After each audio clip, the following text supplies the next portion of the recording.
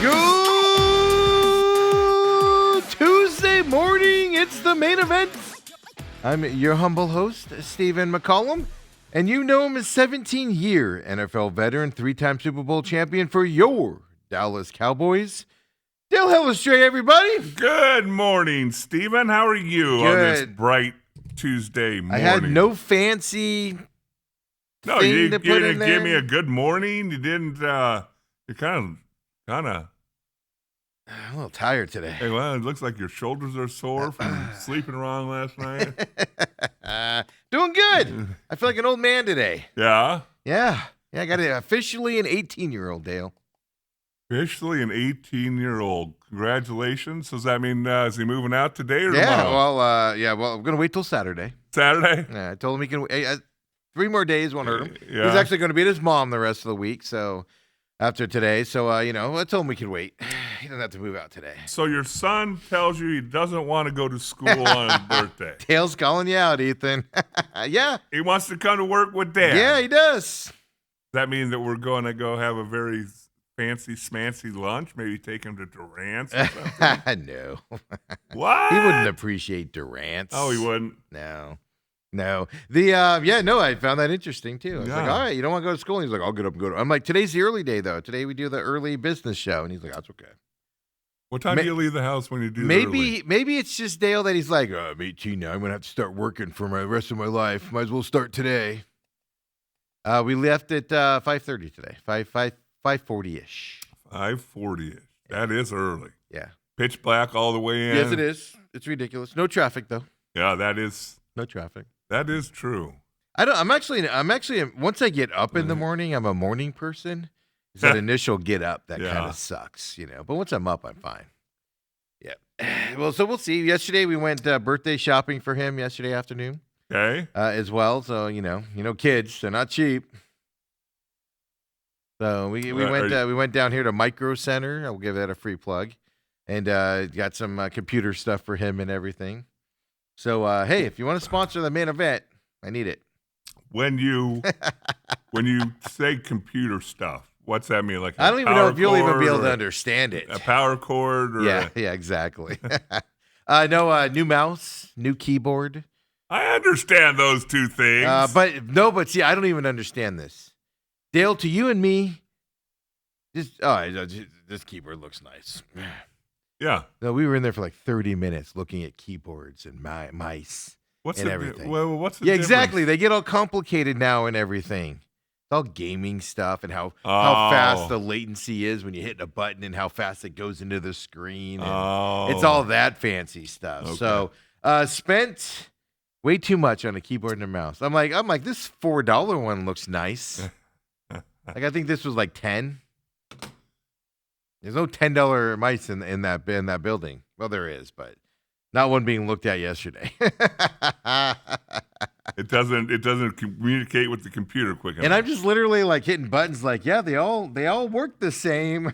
I'm hitting the L button. It feels the same every one I look at. But yeah, so that's what it is. You and I don't understand that stuff. No, we're not kids to that extent.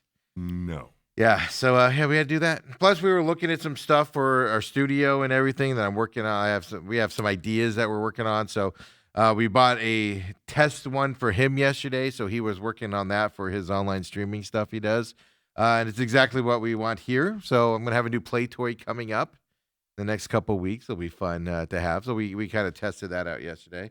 But yeah, so 18 today. Ethan, he's here in the building somewhere. Hopefully he's working.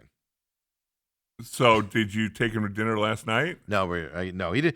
So we were going to stop on the way home, but then I got a phone call, and I had to deal with that phone call. And it was the whole drive home. We forgot to stop. And I was like, hey, what do you want for dinner? He's like, oh, I'm not hungry. Really? So I just ordered a pizza. Yeah. Okay. So the other thing that we're dealing with right now as well is Autumn's oldest daughter is turning 22 years old today also, Rebecca. I saw that. She made a post on Facebook. Did she? Yeah, I haven't done that. I don't do that. So I should probably get on that. Happy birthday to my firstborn. I mean, what's so hard about that? Yeah, it takes effort. I'd have to post on Facebook. So she turns 22 years old today. Rebecca Fry. I think Autumn said that she's the best person that she knows, but she's a little biased. I'm kind of insulted that I'm not the best. Well, person I that think she we knows. all know you're not in the running for that. Please lie to me. And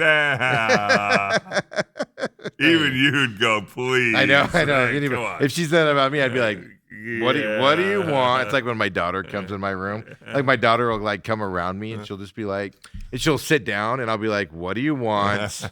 Like if wherever I am in the house, if she comes near me and sits down, like that's my first response. What do you want? Because she never just goes and like sits down, Right. and hangs out for a little bit. Yeah, Rebecca, 22 years old. I think they're doing a dinner tonight. And I think we've been invited to tag along, but I haven't talked to Ethan about it yet because we don't know what time. We got to figure it out. Yeah. So there we go. Birthdays galore. Well, you don't have the excuse of, hey, I want to watch the Suns game.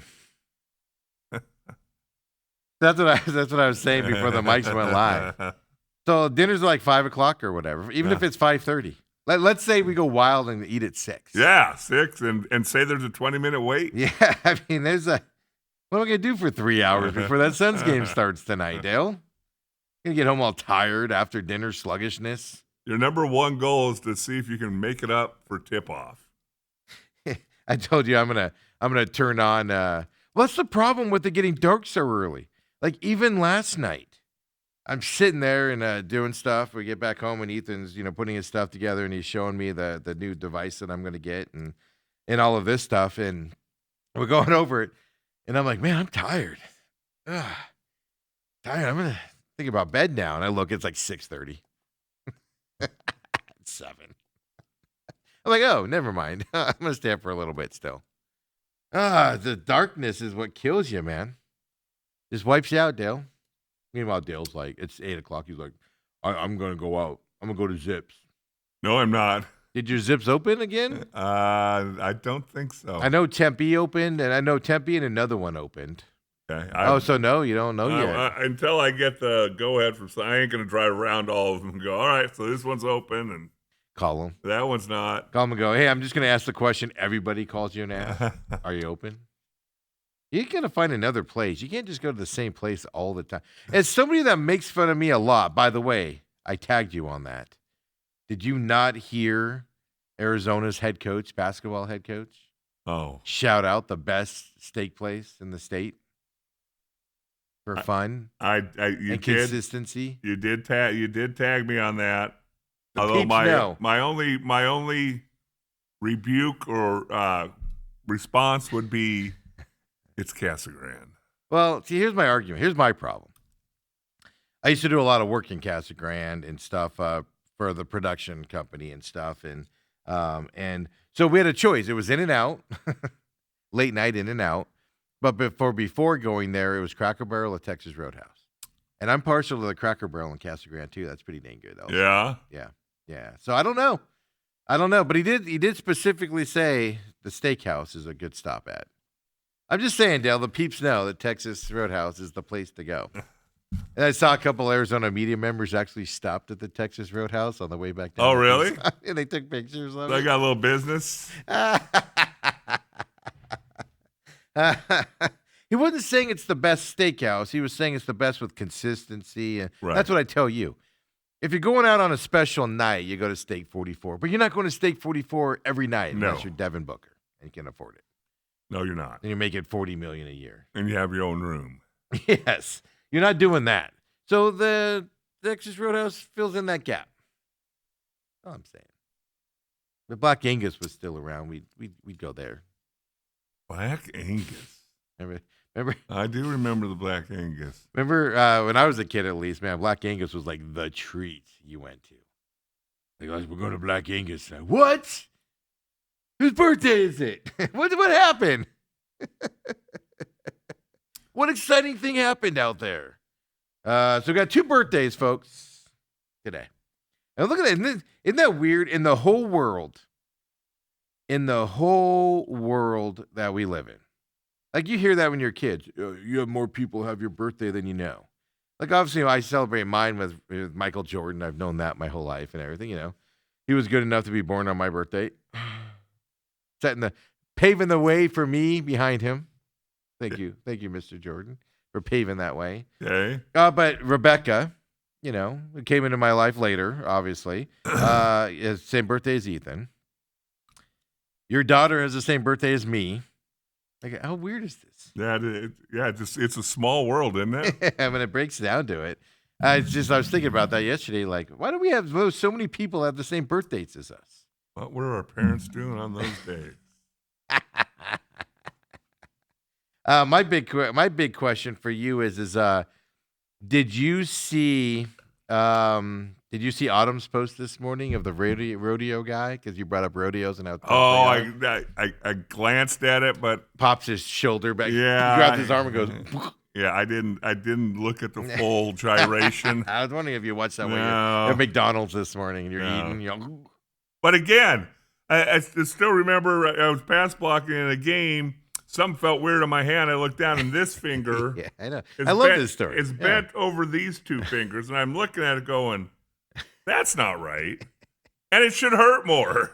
Well, you're all adrenaline. And I mean, I jog over towards the sideline. Trainer comes out to the hash mark, meets me, says, don't look.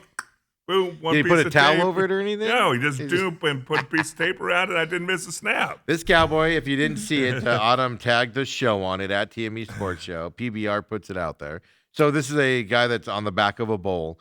And he literally just grabs his wrist, and all you see is a pop. Bloop. He just pops his shoulder back into place. And just walks off like it's nothing. Got to ride, Steve.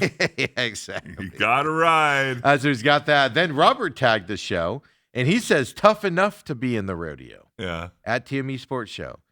Lindsey Vaughn says she ruptured her ACL in that big fall last week, but she will still compete at the Milan Olympics. Really? Yeah. So, Robert, I agree with you, Robert. Tough enough to be in the rodeo there.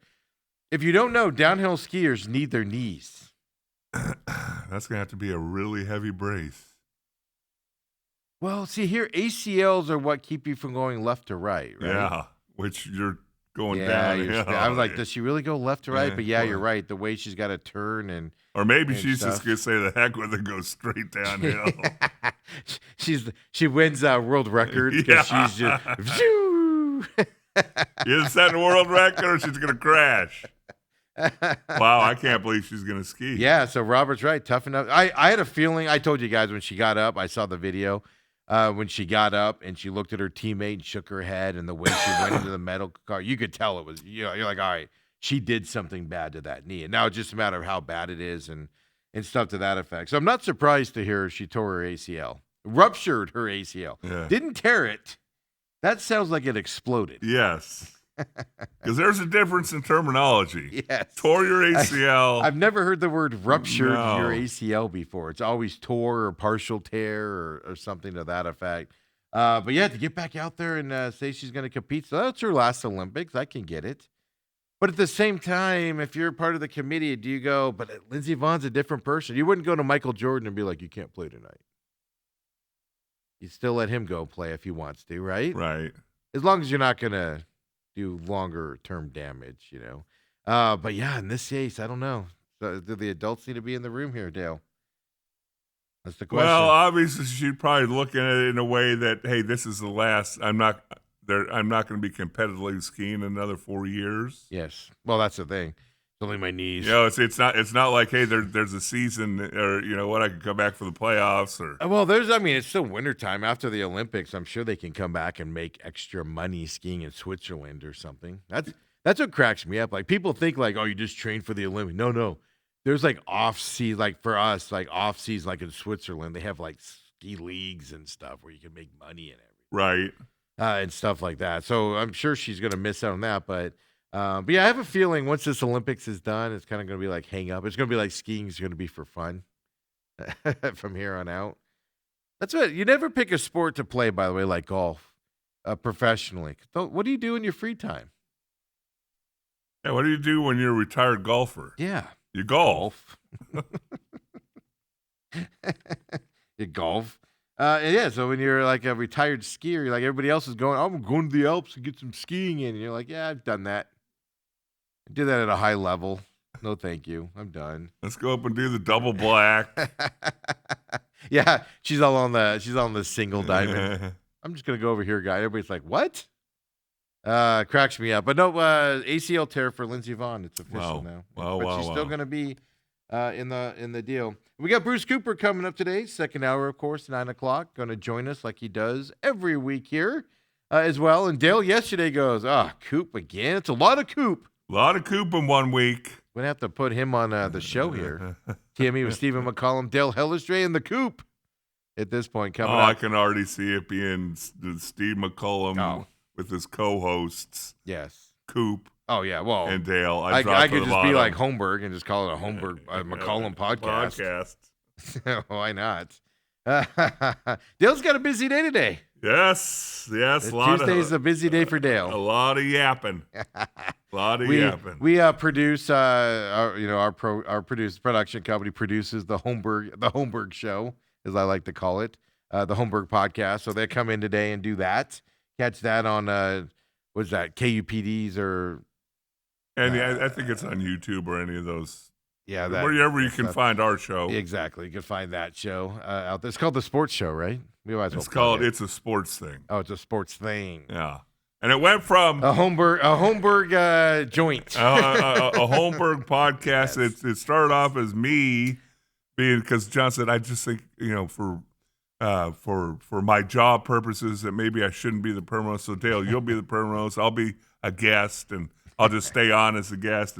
And once you found out that hey, it's kind of fun, all of a sudden it's a John Holmberg podcast. He changed that quickly. Yes. Well, that and Hubbard was like, why are you letting him be in charge of that? You're the name, because of course, big companies like to ruin things. Love you, Hubbard. Looking forward to that job someday. Big companies like to dabble their hands into stuff. They don't see a selling opportunity they don't like. That is very true. We produce that for them, and we give all that stuff to them. So that's coming up. Also got the Nash thing. Yeah, the Real Matrix comes in and records today for the shows coming up live or on demand or Fridays at 10:00 here. Robat TV is when the show hits Robat TV. The podcast and everything else is noon on Friday is when those come out as well. So that's today. So Dale's a busy guy today. Nash goes from being the angry patriot to the angry fan to just angry Nash. Last week was hilarious, man. It's a little behind the scenes. Yes. I don't know if you guys listen to the Holmberg podcast. Like I said, you can find it wherever. So we just send the stuff to them, and they do whatever with it. But, man, I walked in this room after they were done because I was still here. I usually take off halfway through and stuff. But I came in here and just the way Nash was being ripped last week I actually felt sorry for him. And Nash is a hard guy to feel sorry for. He is. And I was even like, oh, poor guy. Well, he starts his whole thing out by, I'm not arguing the case that Belichick should not be in the Hall of Fame, but he started – without Tom Brady, he's a 35% winning coach. Without it, so it kind of sounds like you're arguing for him not to be in the Hall of Fame. It was so great. I literally was like, oh, poor guy. Should probably walk him to his car and give him a hug. Well, there are a couple interesting things this morning. I mean, obviously, the big one. Belichick is not in, and neither is his cohort. Shocked to see that. Yeah. Because the narrative was, part of the theory was Belichick's not going to get in because Kraft wants to get in by himself. Right. That was one of those theories out there. But neither one are getting in now. How do you keep the best owner in sports and the best coach, arguably in the history of the sport, out of the Hall of Fame and the first Hall of Fame ballot? How do you do that? That's first ballot, guys. Yeah, how do you do that? How does that even happen? Well, again, I think that the critics are going to point to, obviously, they both have some stains on their career, depending on how you want to look at Spygate and how you want to look at Deflategate for Belichick. And then you have Robert Kraft with, an indiscretion or two. Yes. Again. Who doesn't go for an innocent massage and get raided by the FBI, Dale? Again, does that have anything to do with being an owner of a football team? Or is there? Look, who hasn't that happened to? Just saying. Well, that's the thing is that's what but there shouldn't be this morality clause. Deal. I did see Roger Goodell did his state of and I watched the whole thing. Yeah. Why, I don't know. Just for no other way to put it than I'll just put it how, people put it. The woke media asking all those woke questions was really annoying to watch. Like, enough of Bad Bunny questions. Oh. Enough. This is the halftime act, folks. Yeah. I get it. You don't like him. I don't know his music. I don't understand his music because it's in Spanish, and he can make fun of me for not speaking Spanish all he wants to. It doesn't bother me because I don't speak Spanish. I don't understand it. That's when you, so again. So he can go on SNL and make fun of it, and it doesn't bother me because he's right. I don't speak Spanish. So I don't understand What's it. fascinating to me is how people get all up on it. It's like bowl games. Oh, there's too many bowl games. You don't have to watch them. And the ratings are through the roof. You don't have to watch them if you don't want to watch them. I know. And that's the thing. The amount of questions yesterday on the halftime show was ridiculous. And I get it. I mean, he's a political figure. He just was at the Grammys, obviously denouncing ICE. He's done that a ton. And that's his prerogative to do. And Roger Gell's like, he understands that this event is supposed to unify people. And then literally the media is like, I'm going to paraphrase. They're basically going, but he doesn't unify people. He's got one side of the argument, and he's like, he knows to unify. Which tells me the NFL went to him and went, none of those shenanigans, man. None of those shenanigans on the. And would you trust him? No. Yeah, either would I. I can tell you this: Green Day's the same. Green Day knows that they're supposed to because they do the pregame concert. Okay. I don't know, a punk rock band listening to rules. Yeah, okay, that happens all the time. But again, controversy, and the NFL loves it. But it's the halftime show, and most of the questions yesterday were about the halftime show. Not about the status of the NFL, not about the league having 9 international games now next year. Forget about going to every team has an international game when they go to 18. Every team's going to have an international game when there's 17 games. It's coming. It's ridiculous in my eyes. Well, I've heard other people talk about it last night and this morning, and you're right. You were right. You, I think, were the first one on it that before you know it, every team's. I was early on that. Every team's gonna have an international game, and rightfully so, because it does mess with you. If you're playing in Australia, and another team has no international game, it does mess with you. Going to Mexico City is like an 8 to 10 hour flight. I forget what it is. I think it's 8.5 hours. There's no flight in the United States. Seattle travels the most of every team. Right. And they don't have an 8-hour flight anywhere on their schedule. It messes with you. But then yesterday he said, I don't have the clip on this because I didn't find it, but he said they interviewed many NFL players, and they were all excited about international games because they feel like they're ambassadors. That's what he said. Dale, you were an NFL player. Well, back when I played, we only did those in preseason. Okay. So if you had the team made, you could be an ambassador. You could enjoy London. Yeah. You could sightsee. Put it into a perspective. You were an NFL player, so now put it into a week where in week 12 you finish a game on a Sunday, and you've got to go to Paris, France. You got to go to Madrid's. It's not as far as like London and Madrid are fairly the same. It's right off the ocean. You're right there. But going inland a little bit, Rio de Janeiro, that's a long flight, folks. Mm-hmm. Down to there. Australia, yeah. Brazil. It costs 24 hours, right? Well, that's Rio. I'll help you out there, Dale. But my point is this. So you finish a week 12 game, and now you got to go to Brazil, right in the middle of the season. Mm-hmm. And so, you already ruined your deal. You're on the plane for a full day, which obviously makes you stiff and everything when your body's already beat up.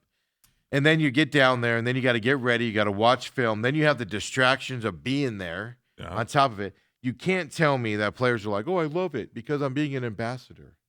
It's got to tell me that players are like, what are we doing? And that's why I think the 18 game, I've always said this. I think I said this back at the radio station days that this was coming. I think it was when they went to 17. I said, this is where they're going. I think that's where I kind of honed into a little. Right. And which makes sense on an 18 because then you can have 2 bye weeks. Yeah. Okay, so you do that, boom, bye week to when you come back, no matter what. Second week is a bye week. Right. So your body can recover a little bit more, and all of that stuff to get into that. Perfect. Easy works out that way. With one bye week, though, you can't tell me going to Rio or Australia, even if it's the first game of the season, you do that long trip, get down there, your preparation's lacking, you win or lose down there, your flight back up, takes a ton of time, then you get back into a regular week. You can't tell me that's not going to affect your play on the field. Right.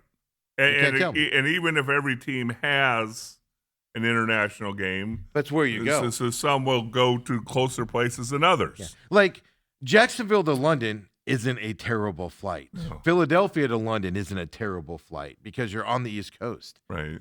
But, let's say San Francisco to London would be absolutely terrible. Anywhere San Francisco would go would be terrible, or Seattle, Right. unless it's Canada. Why don't we play games in Canada? Why don't we go to Canada? I know Buffalo plays in Toronto, Right. but that's going to end because they're getting a new stadium. They want every stadium game in that new stadium, obviously. Why don't we play games we go to Mexico City? Why don't we go Rocky Point? Let's do Rocky Point. I'd go to that. Cardinals and Rocky Point. Yeah. I've seen that big stadium down there. I just want to go on vacation there. So 9 international games. Mexico City was added yesterday. And Saints, they announced Saints in Paris.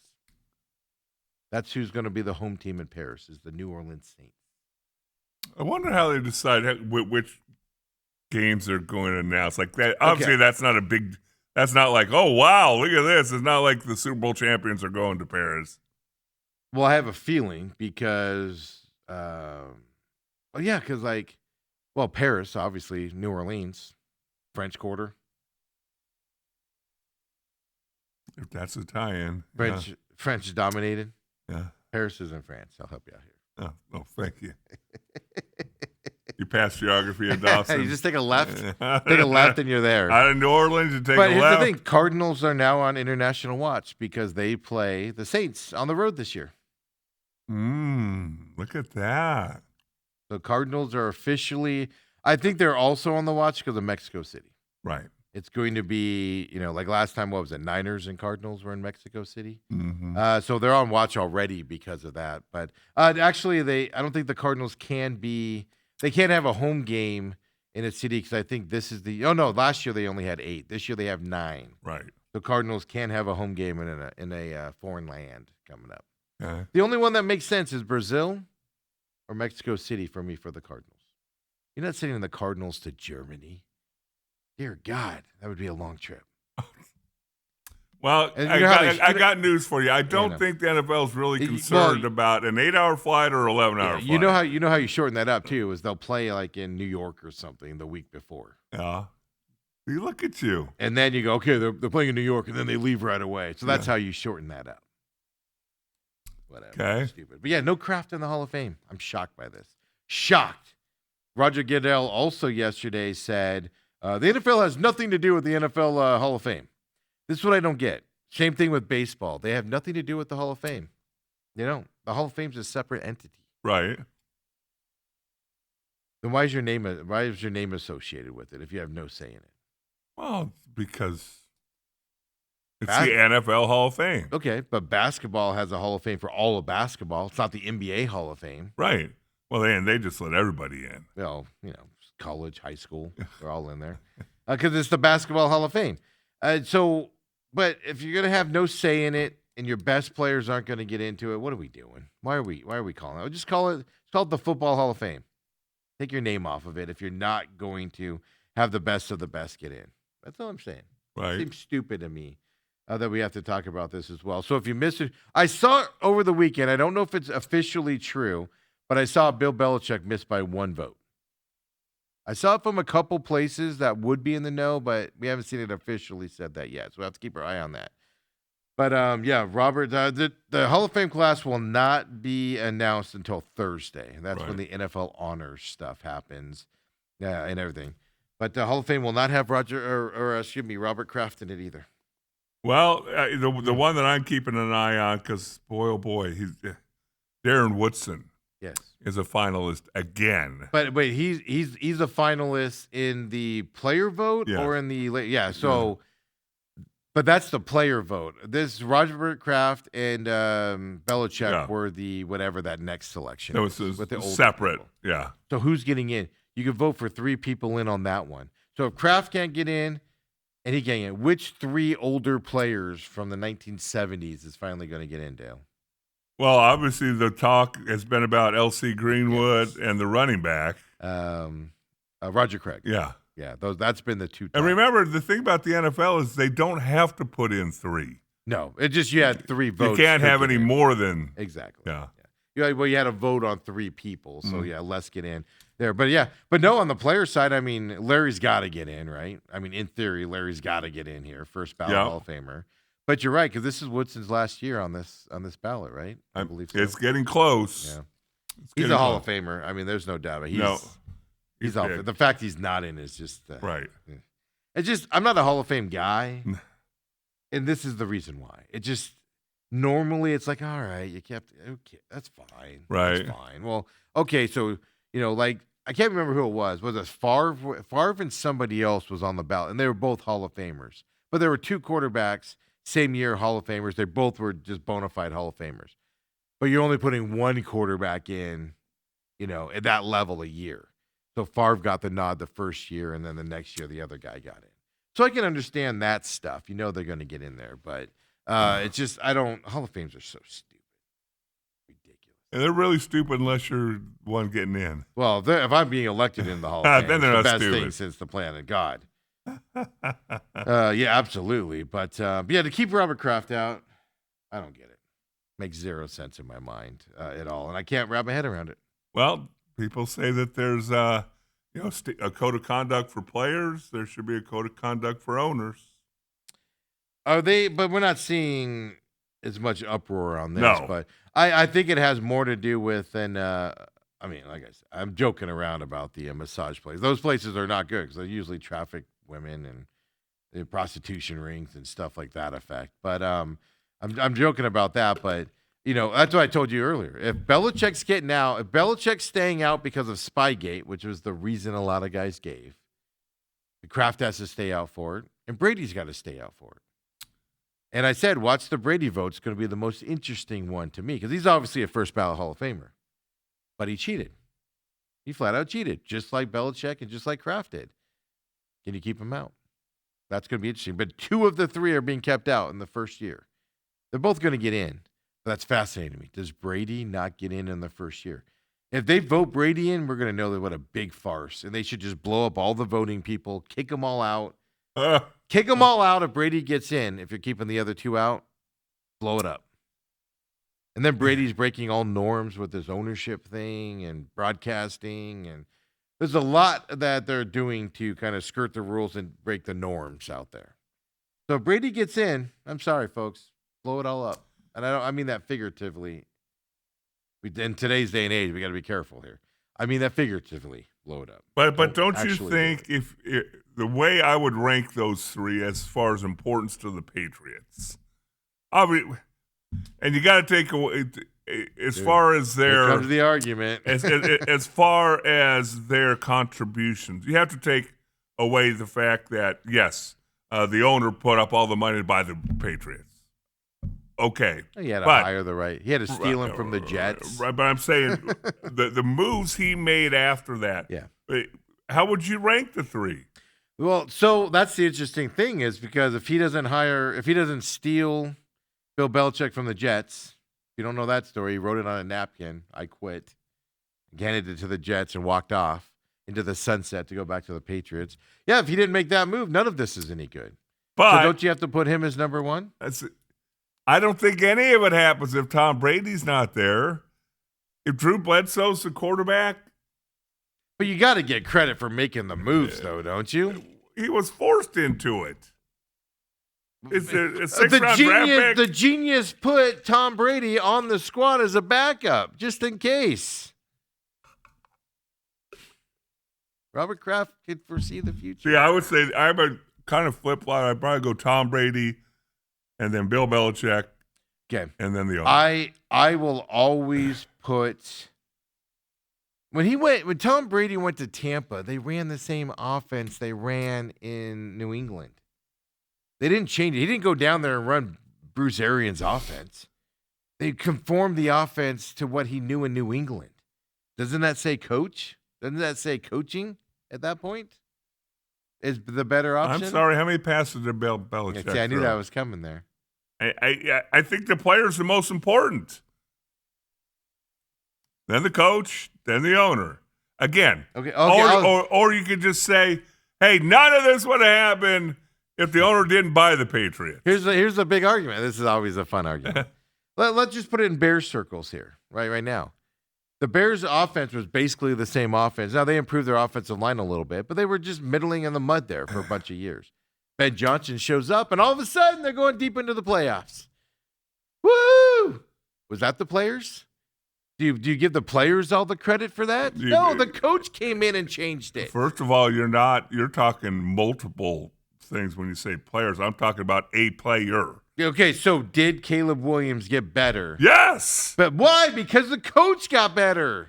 Bill Belichick doesn't coach quarterbacks. But he runs the offense to make him happy. No, it's a fantastic. Yeah. I think to be honest with you, it's a combination of them both. Because you've seen good coaches go places and struggle. Yep. When you're like, how are they struggling there? But the players and him aren't meshing. Then you've seen players go someplace that are terrible, Sam Darnold, and go to a coach and then dominate, right? In Minnesota and then in Seattle this year and everything. And it'll be interesting to watch Sam Darnold next year with a new offensive coordinator up there. How does that work out? Right. You saw that in Detroit this year. Ben Johnson leaves. That offense was not the same. No. And that guy came up with the Ben Johnson offense, but you don't call it the same as the guy that puts it in there. Yes. So it's a combination of them all. We did the same thing in Dallas because Jerry Jones made whatever coach came in kind of keep the old staff. So, but Norv Turner leaves, bringing a new offense coordinator, kept the offense the exact same, same terminology, but it wasn't called the same. Yeah. You call different things on third down. Yeah, you call different thing on second. After a penalty, things get called different. Norv Turner was really, really good at looking 1 and 2 and 3 plays down the road. So that's the fascinating. So to me, to be honest with you, it's a combination of them all. They all work together. That wasn't working in New England. Like if Bill Belichick wasn't there, Tom Brady ain't having that career. He ain't having that career. It's the combination of all of them together is what had it happen. Brady ain't doing that without Belichick. And Belichick is definitely not doing it without Brady. I agree with that. And here's the other thing that very few people talk about. It's like when Jimmy and Troy finally got on the same page. Mm-hmm. Well, Troy was one of the hardest working dudes on the team. And so he would preach Jimmy's message to the team from a player's perspective. Yeah. That's what Tom Brady did in New England. Yes. It was the Patriot way. Yeah. And Tom Brady did. And him and Belichick worked hand in hand, whatever, interlocked. And that's what I'm saying. It's a combination of them all. And I don't think they go. And then it takes an owner to meddle out of it. What if Robert Kraft in year 3 went, your coach is getting too much credit for this? Like Jerry did again. That happened Jimmy. in Dallas. I know. And it blows it all up. Yep. How good could a Dallas have been if Jimmy would have been there for another 4 or 5, 6 years? You'll never know. Could you have won 3 or 4 more? Yeah, never know. So it does take an owner to go, you know what, I got a good thing here. I'm going to sit back and just let it happen. Why would you meddle with it? So it is fascinating to see how that goes. But that's the old argument. But I do believe it's a combination of all things. Well, I do want to Not get, just one or the other. I know Kook comes in at the top of the hour. The other thing, I woke up this morning. Well, actually, last night I was looking at it. First of all, congratulations. I woke up this morning. Yes. Yeah. It's always every a positive. day above ground's a good one, Steven. Always a positive. Yeah. What the heck is going on with James Harden? Yeah. What? Okay. Hey, So, the Clippers are on a roll. They're playing well. They're cohesive and all. And then this weekend we see Harden on Saturday hamming it up at the ASU game with Jordan Tyson and Cam Scatterbrain. Yes, and Dillingham was even there. Yes. Saw some pictures of that. Yes. And then Sunday he's did not play because of personal reasons. And they waited till noon on Sunday to announce it. It's not like on Saturday they were like, it's got personal. Look, this is you got to be careful on this because there's an update to this. I'm assuming that's where you're going. Yeah, well, because now there's trade talks. Yeah, he's in the trading block. So you got to be careful because anytime somebody says personal reasons, I don't want to rip him and then find out his mom or somebody in his family is like, not doing totally well agree. or something. So it is something you got to be careful. But at the same time, it looks bad. It looks terrible. You would think if it's your mom, if it's something deeply personal, that would you're not want- at the ASU You game. would want to leak that out, right? Yeah, At well, least- get it out and not be at the ASU game. They announced, well, that's the thing. They announced, I think it was yesterday afternoon, maybe it was early this morning, that he's still here in Tempe dealing with a personal issue, and that's all the Clippers know. I think it was last night that they announced that. That's all they would say, which is fine. You don't want to announce personal stuff. It's up to the player to announce or whatever. One, it's a bad look. And then you find out Kawhi Leonard last night after their game, I think it was last night, just gets peppered with James Harden's on the trade block. Are you okay with this and whatever? And he was very neutral in his answers. So I agree with you. I hope everybody thinks right with his family. Yeah. That's all we could say that right there, but it's not a good look. All we it can do looks is talk like- basketball. And then you factor in. I know, but we got to keep saying that Yeah. because people are going to go, "Oh my God, I don't even know, like his sister's in the hospital." Or okay, if that's going on, then avoid everything I'm saying. But it still doesn't minimize the fact that the Clippers are the team that sent Chris Paul home earlier this year because he actually wanted to play basketball and nobody else did. Right. And now James Harden in Tempe, celebrating, hawking it up there in Tempe for ASU, goes on this personal day. Still here in Tempe, not with the Clippers at all, while he's dealing with whatever he's dealing with. Then you find out it's not just on the trade block. They have deals in place for him. Yeah. They're just trying to figure out which team to send him to. And so what went wrong? Because coming into the Suns game, they as a team, they were playing really, They're playing really good. Really well. You want to know my theory? Kawhi Leonard got tired of him. Kawhi Leonard got tired of Paul George. Out of here. Kawhi Leonard got tired of Chris Paul. Out of here. James Harden ain't playing on that offense. They're playing well right now. Out of here. That's what I think's happening. Oh, it's kind of. But I'd agree with you. I've never been the biggest James Harden fan. Like, he's good at basketball. Don't get me wrong. He's Right. great at basketball. He's good at that side. It just there's always something else with him that it just doesn't sit right with me. Yeah, I can see that. And I can't put my finger on it. He doesn't act a fool. He doesn't do any of that. He goes out there. I think he's hard to play with, is how I'm going to phrase it. I think it's my way or the highway with him, is my guess of what's happening. And it just rubs other superstars the wrong way. Well, I think it's a little bit like I used to criticize Devin Booker about the fact that the ball gets stuck in his hands. Oh, yeah, absolutely. And he will dribble for 12 seconds and then do a fadeaway three or whatever, or throw it to Kawhi with 2 seconds left on the shot clock. Kawhi can't do anything Yeah. with it. Yeah, I know. No, yeah, just there's something about his game that's always up. Even when he was winning the MVPs, I was like, something with his game, that step back three that he would do all the time. But I think he's a tough guy to play with, is what I would say. I don't know. That's not just my observation. It's just my thoughts about him and watching him play. And I think he doesn't, just like Chris Paul, I don't think he fits into that Clippers model. And so they're like kind of wrong. And to the point where if you're Cleveland, who's the front runner to get him today, reportedly, what are you doing if you're Cleveland? Like, you're actually a pretty dang good team. Yes, you are. And What that, are you doing? Therein just lies. Are you trading Donovan Mitchell? And if you don't, what's Donovan Mitchell going to do with the guy that keeps the ball in his hands all the time? The Cleveland Cavaliers are 2 games out of second place in the East. And they want to add. I don't get it. Literally, I don't get it. And to me, the whole Harden thing, it was just the optics of the weekend. It was Well, that tells you that it's, like I said, hopefully everything's right on his personal life if there is a problem there. But everything points to, hey, we don't want you back. It's kind of seems like it's one of those, hey, why don't you stay away from the team? We're going to trade you. We don't want you to get hurt. That's exactly what it looks like. But it was just crazy. Yeah. So I hope everything's right. I mean, it's going to sound bad right now, but I'm just going to say, maybe it is. Maybe it'll be a good thing if we find out somebody in his family's, not good or whatever. I'm not saying like good in that aspect, but the perception is, and part of that goes to what you think of James Harden, Right? In his basketball style and stuff. But I agree with you. That is the fascinating NBA story for me. It makes no sense on any level for either team. He was fitting in with this team a couple weeks ago. Yes. This team was dominating. They're the hottest team in basketball.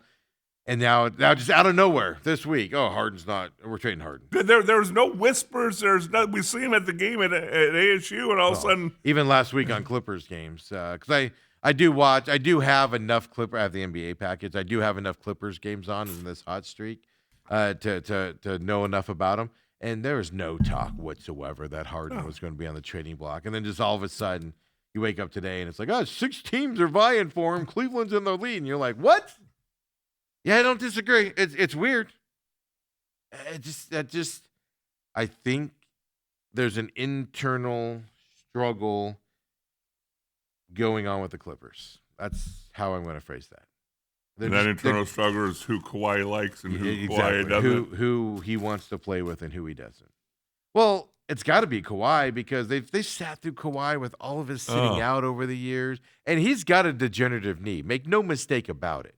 Kawhi Leonard sits out of a lot of the games because his career is not going to be for long if he plays every game of every night. They've known this when he went to Toronto. They knew it when the Clippers signed him. He's got one of those knees kind of like Mari Stoudemire had, where you just know that one day that knee's just not going to be there anymore. Right. So he's babying it over the years and stuff to that effect. That's the truth behind that.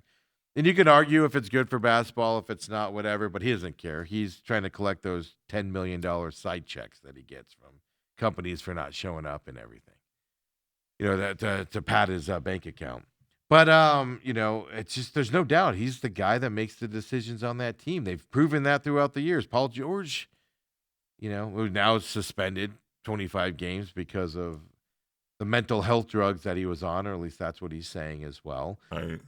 I just always skeptical of people. Like, why hide behind the person? They're trying to make it look better for James Harden, but how does this make it look better? By just saying personal stuff. Just say, but it also doesn't look good. The Clippers are probably gun shy if they came out and go, yeah, we're trading Harden, so we've asked him to stay away from the team. And you're gonna be like, you did that to Chris Paul a few months ago. And then you sent him home at midnight. Yeah. When did they tell James Harden? Maybe they called his cell phone at the ASU game. Right at halftime. Yeah, we've been thinking about it and everything. But that is fascinating. Trade deadline is Thursday. We'll ask Coop here coming up what he thinks the Suns should do, if anything. Yeah. Well, and obviously the one move, getting rid of Nick Richards, probably is the only thing they're going to do. I would hope so. I would hope. I don't know. Harden's available. Yeah, Harden and Booker and Dylan Brooks. You'd go instantly back to last year's vibes in terms of the basketball on the courts. Yep. Where the ball won't move and stuff to that effect. Coming up here. Interesting enough, really quick here in the NBA basketball, I was looking at this. Just look, everybody's gotten on the Suns bandwagon, this season. National people are all on the Suns bandwagon in terms of, how this team is playing, their pros. Nobody's saying they're championship material, but everybody thinks very highly of the way they play and all that stuff. So last night I was sitting around and I was going, you know what? I haven't looked at a power poll in a long time. What's the national perspective of your Phoenix Suns? Right. Obviously, number one, they've got Oklahoma City Thunder. Oh, some people have Detroit Pistons, but Oklahoma City, Detroit seem to be 1 and 2. Right. Right. Spurs are up there as well. Usually 3 area. I've seen them 4 in a couple as well. Houston Rockets, which I know they're 30-17, but I watched some of the Houston. It just feels like Houston's off a little bit. There's something different about them.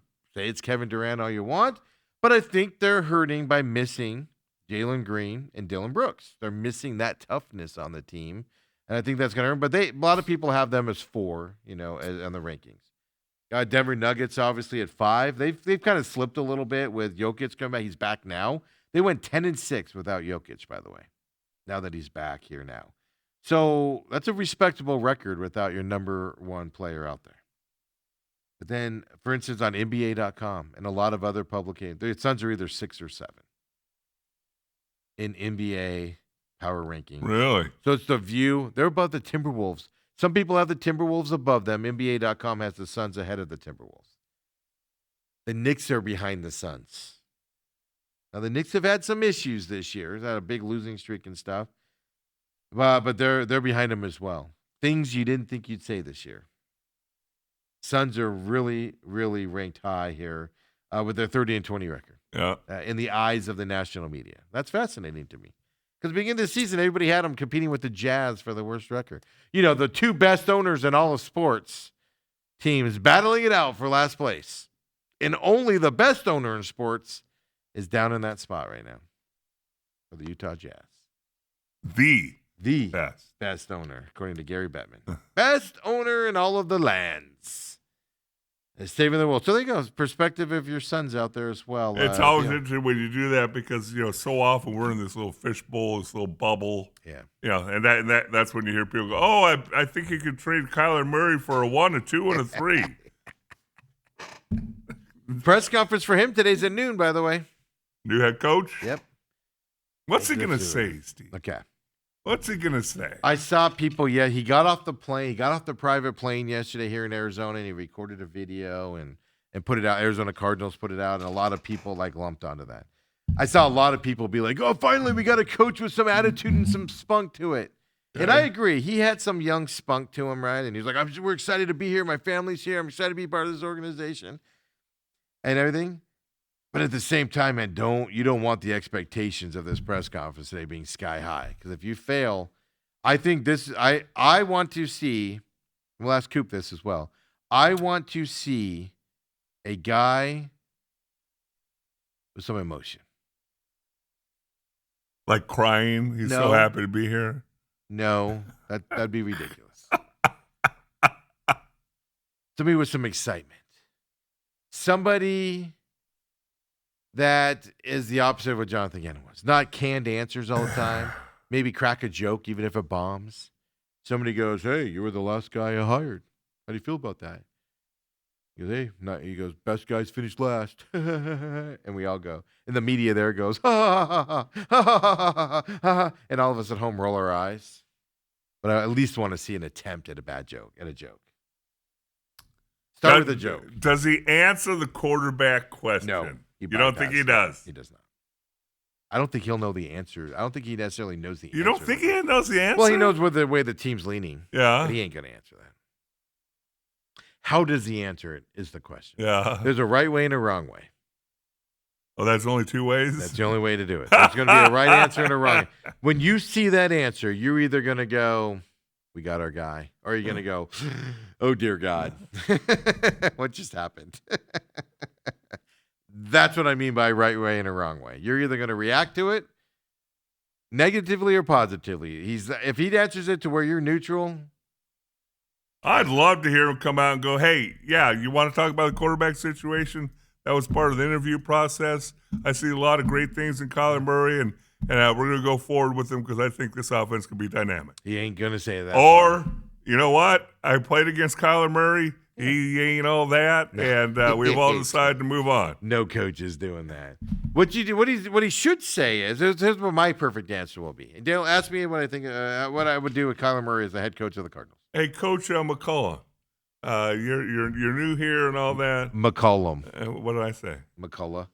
No, I said I. Is that where Holmberg got it from? All right. Well, you've already ruined your question. Hey.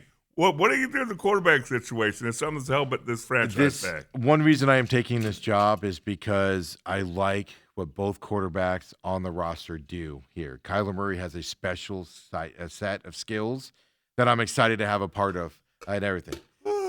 Jacoby Brissett has shown throughout this league as a starter that he can run an offense. We're coming in with a dynamic offense.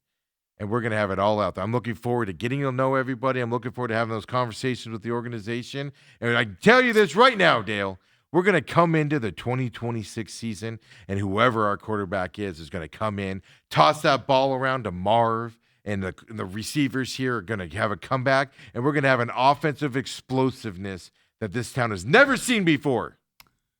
And I'm writing down my notes, blah, blah, blah, blah, blah, Whatever. blah, blah, blah, blah.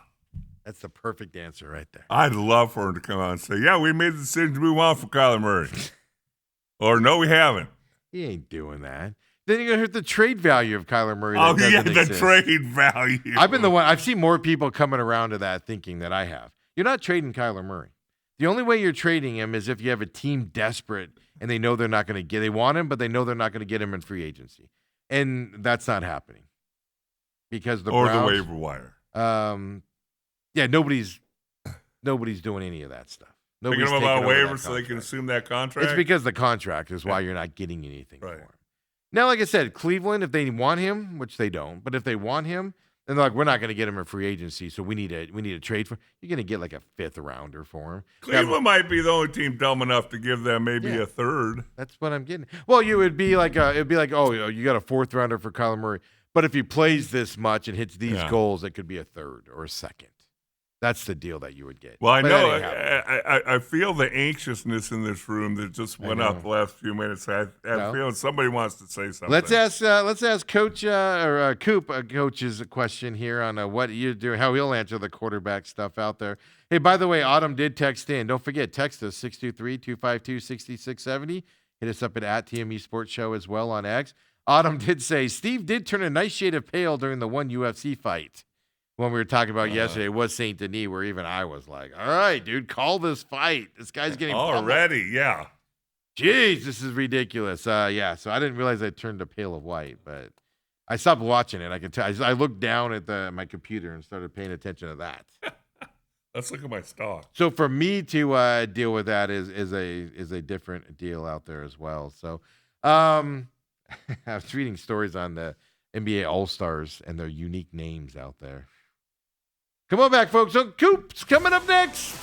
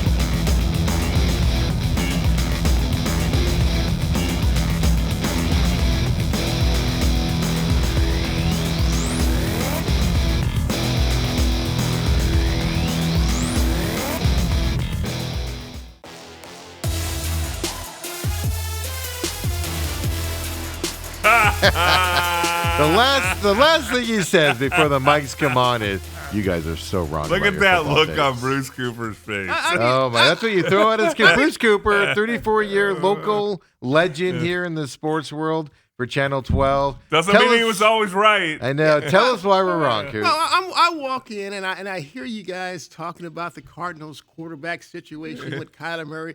Should LaFleur say this or should he say that? Or, should we even discuss having Kyler Murray back? Look, the Cardinals have done a lot of stupid things in their organizational career here. I mean, getting rid of Kyler Murray would be one of those stupid things. And it goes back to what I can't stress this enough. If you don't have anyone better than Kyler Murray, you stay with Kyler Murray. Oh, I agree with you. And let me say that there's nothing in the draft. There's nothing in free agency. And to be honest with you, if I'm LaFleur, if I'm with the Cardinals, I'm trading Jacoby Brissett. There's not going to be any semblance of a quarterback controversy on this roster. Right. Keaton Slovis, the former Scottsdale Desert Mountain High School, he is my backup to Kyler Murray. Okay. Absolutely. No, make no ifs, ands, or buts about it. Now, people may want to ask, well, why do you like Kyler Murray over Brissett? Well, have you been watching football lately, guys? Have you been watching football? I'll just even take you to the Patriots' victory over Denver. I mean, they only scored 10 points to win that game. But let's face it, their defense with that big blunder by Jarrett Stidham gave them set up their only touchdown of the game. Mm-hmm. But let's see, the Broncos are on the edge of getting the ball back one more time. It's 3rd and 6. What's New England going to do? They don't want to put the ball up in the air because that could potentially stop the clock for Denver. They have no more timeouts left. Derek May, boots, 7 yards, first down. Called it himself. Don't even have to. And so that's my point. When you look at how many times have we watched Patrick Mahomes help the Chiefs win a Super Bowl with his legs? Yeah. No, I'm not going to argue. Yeah, and so I'm not interested in having the statuesque Jacoby Brissett behind center, especially if I'm a new quarterback, a new head coach going forward. I've already seen what teams will do to Brissett, if they really want him off the field. They'll do like Seattle did. Blitz. Hold on. 2 fumbles. But where's touchdown. he coming from, LaFleur? He's coming from a place with the L.A. Rams named Matthew Stafford, who's not a mobile quarterback. He can't run anymore. But what they have is a roster of playmakers on that offensive side of the ball. All he has to do is get it out to him. Yeah. Hand it off to him. All you got to do is find yourself a puka. And you're set. but my point is, the Cardinals don't have that, and so that's what Nobody brings me has to, it. that's what brings me to my draft anyway, and I can take care of that. I really can, people. I can fix the Cardinals. And we got time for that. But Coop, We're not going there. Coop, you've been here. You were here in '88 when the Cardinals came here, I was, and so you've seen a bunch of coaches' first interviews. and seen it. But let me tell you something. You know the most impressive first interview I've ever sat in on? Buddy Ryan. No. Okay. You won't even believe this. Steve Wilkes. Really? Steve, let me tell you something. Michael Bidwell, as he's setting up his introduction of Steve Wilkes, he talked about how he just blew them away in the interview process. So we're sitting down and they're grilling questions. I mean, the guy just commanded that interview room. Okay. And I said to my guys, I said, "Dang, I played for, I played for a lot of coaches myself, high school and college, but I've never," and I said, "This guy easily, I would run through a wall for." Right. It's that cliche. You would, but we see what he didn't turn out to be much of a head coach. But when you go back and you look at, he had Sam Darnold, he had Josh Rosen as his quarterbacks, and Rosen was a rookie. And then you saw where he had a second chance as an interim in Carolina. And he took them right to the precipice of the playoffs. So it's this Cardinals roster. It's this Cardinals roster. Their inability to put rosters together. The one time they gave Kyler one, they were 10-2. Right. And throwing the ball downfield. Yeah. Okay. So what's your first question today? If they're going around and like the president goes, Coop. Well, if they ask me my first question, I'm sure a lot of people are going to ask the quarterback question to begin with. So I'll go beyond that. I'll say, Mike, what impressed you most about the Cardinals? Because here's the deal. You had a 2-day consecutive interview. Then it's like they let you walk out the door. Yeah. They went up to Seattle and told had him. an interview. They reportedly told him, we have one more interview we have to do. Well, I mean, so clearly you come back and I get the impression, Mike, you weren't their first choice. You may not even be their second choice. Your thoughts?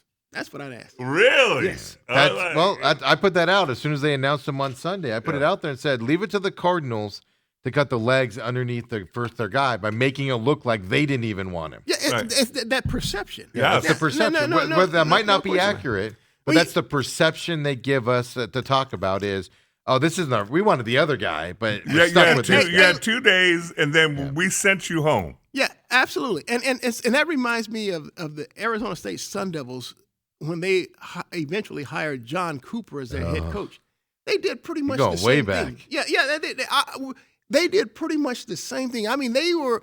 It was like John Cooper was their 9th choice. I mean, it really was like. So then, and he came from a small school called Tulsa.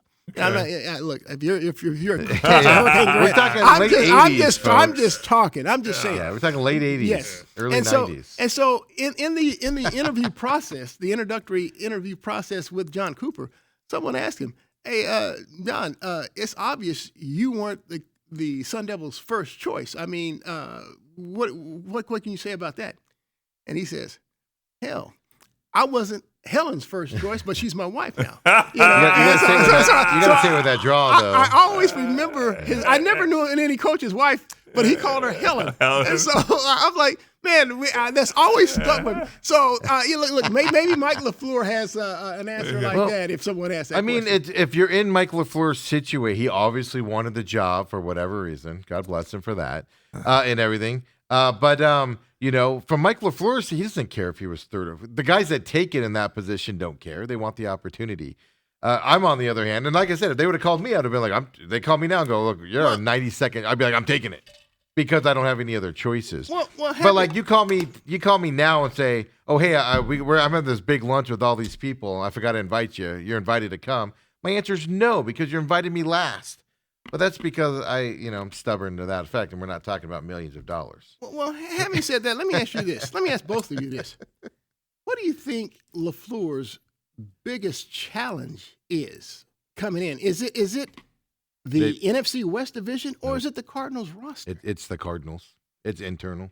The roster, okay. I think you have to take care of the Cardinals first before you look outward. I would take care because I mean he has to see some good in the offense. If I'm looking for my first opportunity as a head coach, the division could be suicidal for me. But there's no doubt about it. I think that's why Robert Salah. I keep calling him Salah. You guys call him Salah. Or whatever. Well, he said it's Salah. Whatever. I've always called him Salah, so I have a hard time breaking that. But he says it's Robert Salah. Okay. Well, I think that's one of the biggest reasons why he went to get out take of the Tennessee job. Yes. Because he, his first job was with the Jets. That turned out to be a suicide for him. Guess who was there? Guess who was there with him? LaFleur. Yeah, as his offensive coordinator, and he struggled there. Yes, he did. And so they're not. Everybody struggled. So Salah is not looking for a second job that he has no chance at. Because you got two chances in the NFL and so that's what brings me to LaFleur. I'm like, man. Well, let me tell you a story that might make you feel good. Okay. I think Steve has heard it before. But after my first year in 1990 in Dallas, Mike Shula was our offensive coordinator. I'm not a rocket scientist, Coop, but I ain't the dumbest tool in the shed either. It was the most complicated offense I'd ever been around. You didn't even know when the snap count was, much less than audible or whatever. And the guys just couldn't understand it, couldn't play. So fire him. Go out and try to hire an offense coordinator. Number 1 said no. Number 2 said no. Number 3 said no. Number 4 said no. Number 5 said no. And so you know who Jimmy ended up with? A guy named Norv Turner. Is that right? A wide receiver coach from San Diego. I would say not even from a big school. Yeah, from the San Diego Chargers. And Troy to this day will tell you if Norv doesn't come to Dallas, he's not in the Hall of Fame. Wow. And so there is hope for not being the first choice, is what I tried to tell you. Yeah, I'm not sold on that. To me, it's more who coordinators he's going to get. So I have no doubt he's going to figure out the offensive issues that would happen last year. Like think of the teams that LaFleur was with before he got here. He comes from the Shanahan coaching tree, he comes from the McVay coaching tree, etc. But I mean, he was with the Jets, and their offense struggled that year. That offense has struggled for a lot of years. But they're devoid of talent. That's the issue. But then you come here, regardless of the quarterback, you can't tell me that now they're saying he's going to play the call, which does worry me a little bit. But is he going to get somebody experienced in here to help him when adversity hits? The big talk was, we had wanted the Atlanta Falcons. Raheem Morris is the defensive coordinator. Well, he goes to San Francisco. Then the rumor was Gus Bradley is looking at the Cardinals. He goes to the Titans yesterday. It's going to come down to who his coordinators are where if he's going to get to. But you asked me where the pressure's coming. It's coming from internally in the Cardinals because Michael Bidwell has set it up in that press conference that one of the reasons they moved on from Gannon was because teams are winning now. With and they can win and turn it around in a year. And that's the pressure. So they've cut the feet out from underneath the floor by kicking him out after 2 days, not offering him the contract, going up to Seattle, doing that fiasco when they had no chance at Kubiak, coming back, going to him again. They make it look like, we'll settle for this guy. And then you've got that added pressure of win now. That's going to be fascinating to hear how this is talked about today in this press conference. Yeah, well, I think you should go there and make sure that he's not a coach that is emotionless and crosses his arms. Yeah. I think that's paramount. I'm to his gonna success. question him. No, I want to see from him. And I saw a video of him. He got off the private plane yesterday, and he had some Oh, no, excitement really? in his voice and everything, which gave me some hope. He's not going to be that emotionless a-hat. I'm not saying. He got off the private plane here at like when he Scottsdale landed, Airport. or yeah, something? and then he got on the voice call saying, "I'm here. You know, I'm excited to be part of the Cardinals." You Oh, know, is that right? Ricky I Morrow. missed that. Okay. But he had some excitement in his voice and stuff like that. You know, he's definitely not going to get up there today and be like, "Did anybody take the bus here today?" No, that's opening a How's the- training how's camp. the- is there That's a fire? opening a training camp. Is there a Steve. fire in your gut right now? Are you curious as to what does LaFleur have say in his staff and player personnel? Well, you know, I'm a little curious about that because when you hear names like Raheem Morris and Gus Bradley, Mhm. those are experienced Mhm. ex-head coaches and coordinators. Right. Something that was devoid of Gannon's staff. Yes. And so if what I'm reading between the lines, if Michael Bidwill is saying, okay, I'm giving you an open checkbook to go and bring in some experienced coaches around you, Right. let's do it. And if that's the case, that's exciting. Yes. That's exciting because if Bradley and Morris, if their choices came down to errors, and I hear it, and look, Albert Breer said this. Yep. He said that the Cardinals offered more money to Bradley than what Bradley the eventually Titans. got with the Titans. Really? And so that's what Breer exciting to me because Yeah, but then nobody wants to come here. It's yeah. Well, that's a good point. That's too. issue number two, though. But here's what's They don't even want to come here for more money, Q. no, but I get that. But here's what's exciting: the fact that Michael Bidwill is giving Yeah, that's an the rumor. open checkbook for that. That's a win. Yes. That's a win. Well, It might you not get be the a right win guy- right this second, but Yeah. yes, at least that's a breath of fresh air. Just like the training facility that that's a breath of fresh air. Yes. This is a breath of fresh air. I mean, just experienced coaches they're being picked off really quickly now that all the head coaches have signed. Like, trust me, I want Matt Nagy nowhere near my team. I feel sorry for you if Matt Nagy's on your team. well, And now Matt Nagy is now the offensive coordinator of the Giants. So What- enjoy John Harbaugh's farewell tour here in the NFL. but head if you're an coaching offensive ranks. coordinator, why would you want to come here if what they're saying is true? Let's do that it. LaFleur- I don't LaFleur's disagree, gonna but call get the an plays. experienced guy that doesn't want the role, that can come in here and help you on your offense. To me, the defensive side's more important. If he's going to call the play calls, that means he needs somebody that he can Sure. count on to run that defense And- while he's working the offense out there. And here's the deal. And it's got to be somebody experienced. If it's some no-name guy that has never been in that position before, that's going to be the worst news on the planet. But here's the deal. According to Breer, Bradley was on the coaching staffs Yes. with both Saleh and with LaFleur. he was a consultant last year for San Francisco's defense, where Saleh came from. Right, Obviously. and So he's got a relationship. And so you're right, and so if LaFleur is going, and hey, maybe he turns to his brother in Green Bay Yeah. and maybe steal someone off of his staff. Yeah, and but he his can brother just hired. What kind of question marks do you have with him? He just hired Jonathan Gannon as his defensive coordinator. There's already one statue in Green Bay. You don't need two of them. Well, here's the deal. At least Gannon can say he directed a Super Bowl team from a defensive coordinator. Talk to standpoint. anybody in the Eagles, man, and he's the reason they lost that Super Bowl, which I tend to agree with him. You have to get there to lose Yeah. it. Well, there was problems going up there. I'll say this: it's going to be fascinating because I think this is the coaching interview today, which I don't care about head coaches' first press conferences. They can be one. Just don't embarrass yourself. Don't be like the Jets do, right? With who was the one guy that had the eyes and he was all Gates or what was it? It started with a G. Oh my gosh! Yeah, I know. For the Cardinals? No, for the Jets. Don't The guy embarrass with the yourself. googly Yeah, he eyes. had the googly eyes, and people. Gaze. Yeah, gays, I think. But people had like tacos on there with his Yeah. eyes all following it. Don't embarrass yourself in a press conference. That's rule number one. Although, But you don't have to win Although one. you could be Liam Cohen and be bashed for yelling, screaming out Duval. Duval. Yeah. Well, that looks stupid. I made fun of him. Yeah. Dan Campbell famously said, "We're going to be biting kneecaps." I still make fun of him for that. Look. At least those guys came in with the Buddy Ryan bravado. I mean, Buddy, his first words were, "Hey, you got to win in town." Yeah. Today is the press conference where he needs to win this, and he needs to show the energy, and he needs to show his plan. And today's the day to do it. And you got today to do it, or everybody's going to turn on you today. Steve, I'm telling you. I don't think winning the press conference is that important because I told you. If he goes out there negative, Steve Wilkes hit a grand slam in his introductory press conference. It's not to show. You're not going out there to be positive and win the press conference because you need to show you belong. You need a different culture here than You definitely need a different culture. this. You definitely need it. In the Michael Bidwell canned answer, I'm not negotiating the contract with you guys here, and we need to win now. And just the staleness. You need something different today than what we've seen here repeatedly over the last 3 coaching hires, with Cliff and then Jonathan Gannon. Today's the day you have to showcase it. Do we know what time the press conference is? Noon. Yeah. Noon. Yeah.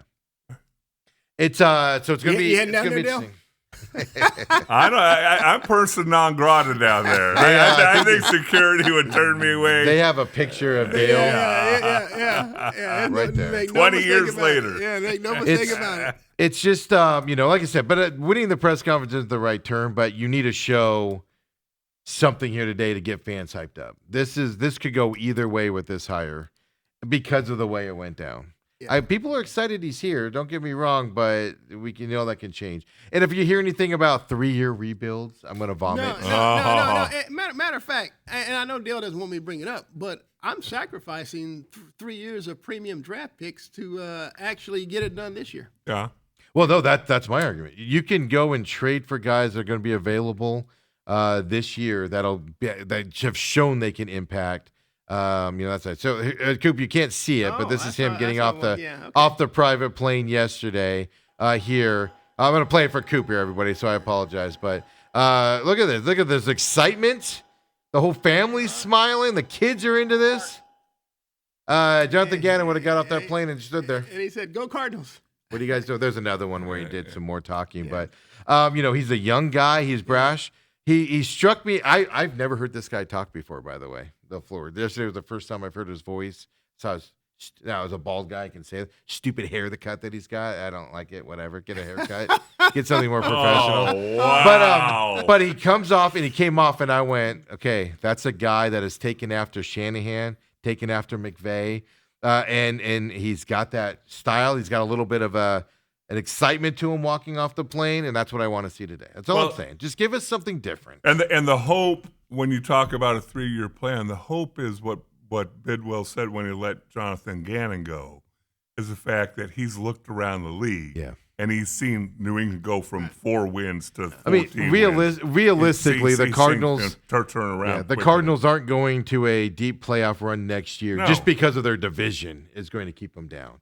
Now, every team in the division took a hit in terms of coaching except for one, and that's the Niners. I don't think going from Robert Saleh to Raheem Morris is that big of a drop-off as a defensive coordinator. No. But Rams losing their offensive coordinator to the Raiders, how's Sam Darnold going to react to that? Obviously, big question. And then, of course, Rams. Now, he's a big part of the Rams, but, they've obviously moved on from bigger names in the past and stuff to that effect. But both of those two teams at least have taken it. But now they're going to go from 12, 13 wins down to 10 wins. They're not taking huge drops with these moves. Well, here's the deal. And this is why I think there is some realm of some sliver of hope for the Cardinals. They lost 3 consecutive walk-offs, 5 consecutive games by 1 score. Right. So if you flip that, all of a sudden you flipped your season. Yes. Absolutely. Like Denver won 9 of those this year. Yeah.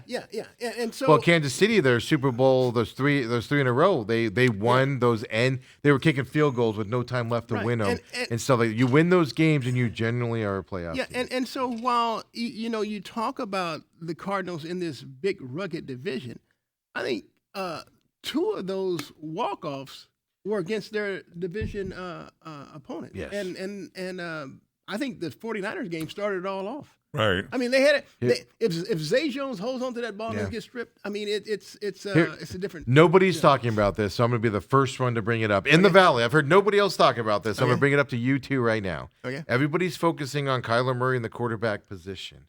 To me, the important questions during this interview process, how do you fix Marvin Harrison Jr.?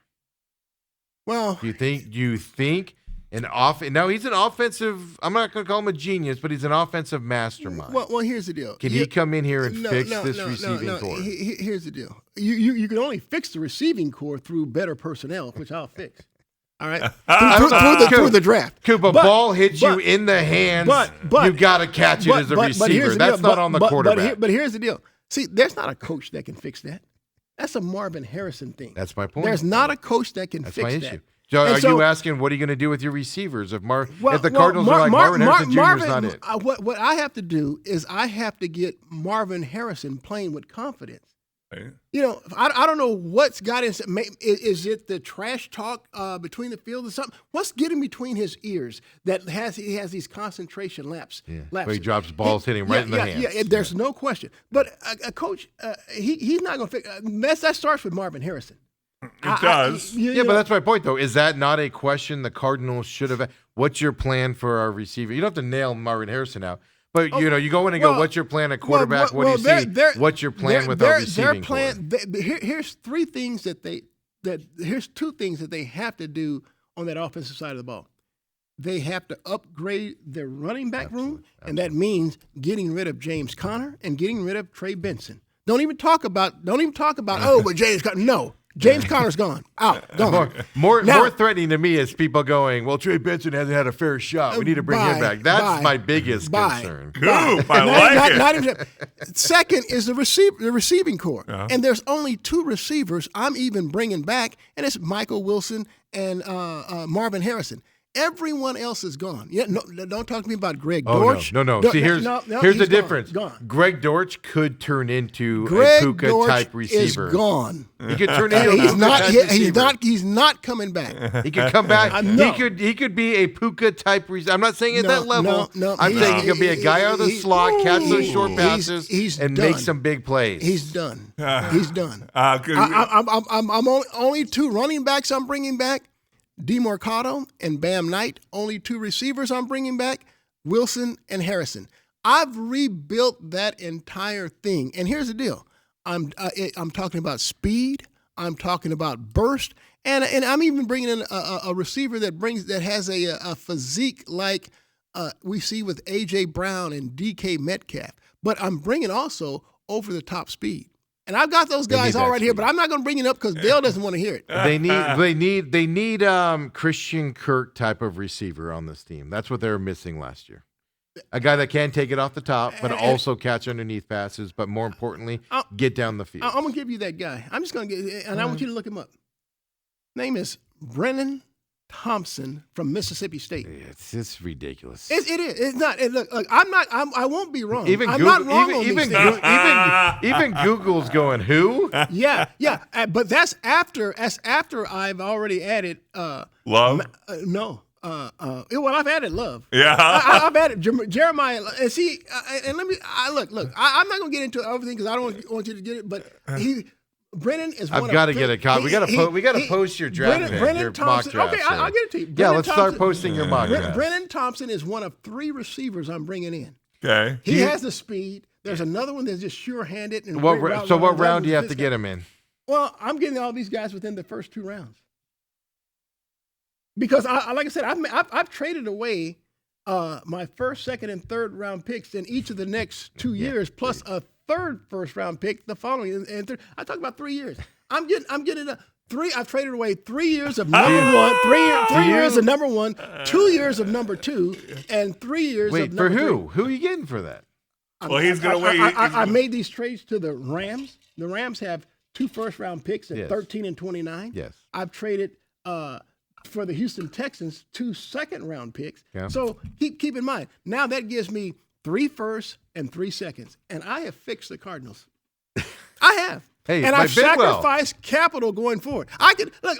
Let's go. I'm gonna send this to Steve. I'm gonna send it. Yeah, no, send me a you'll mock have draft. it. I'll put it together. I'll put a graphic together for it. Here's my question: do you change your mock draft, or you're just set on it now going forward? Well, this is what I've been working on since. Well, that's what I'm just asking. Probably December. So, yeah, but that's what I'm asking. If you change it every week or once a No, month, well, we can post there it and have stuff been like some, that. there have been some changes. I will. Send us admit your that. latest review. Send it to me, and this- then I'll but post it, and this- we'll do the changes. and- So we're doing a draft show this year, everybody. If Yeah. you don't know, so Yeah, and I can fix the Cardinals, people. Trust me. Well, this roster will fix them. And you know what's interesting about the confidence thing?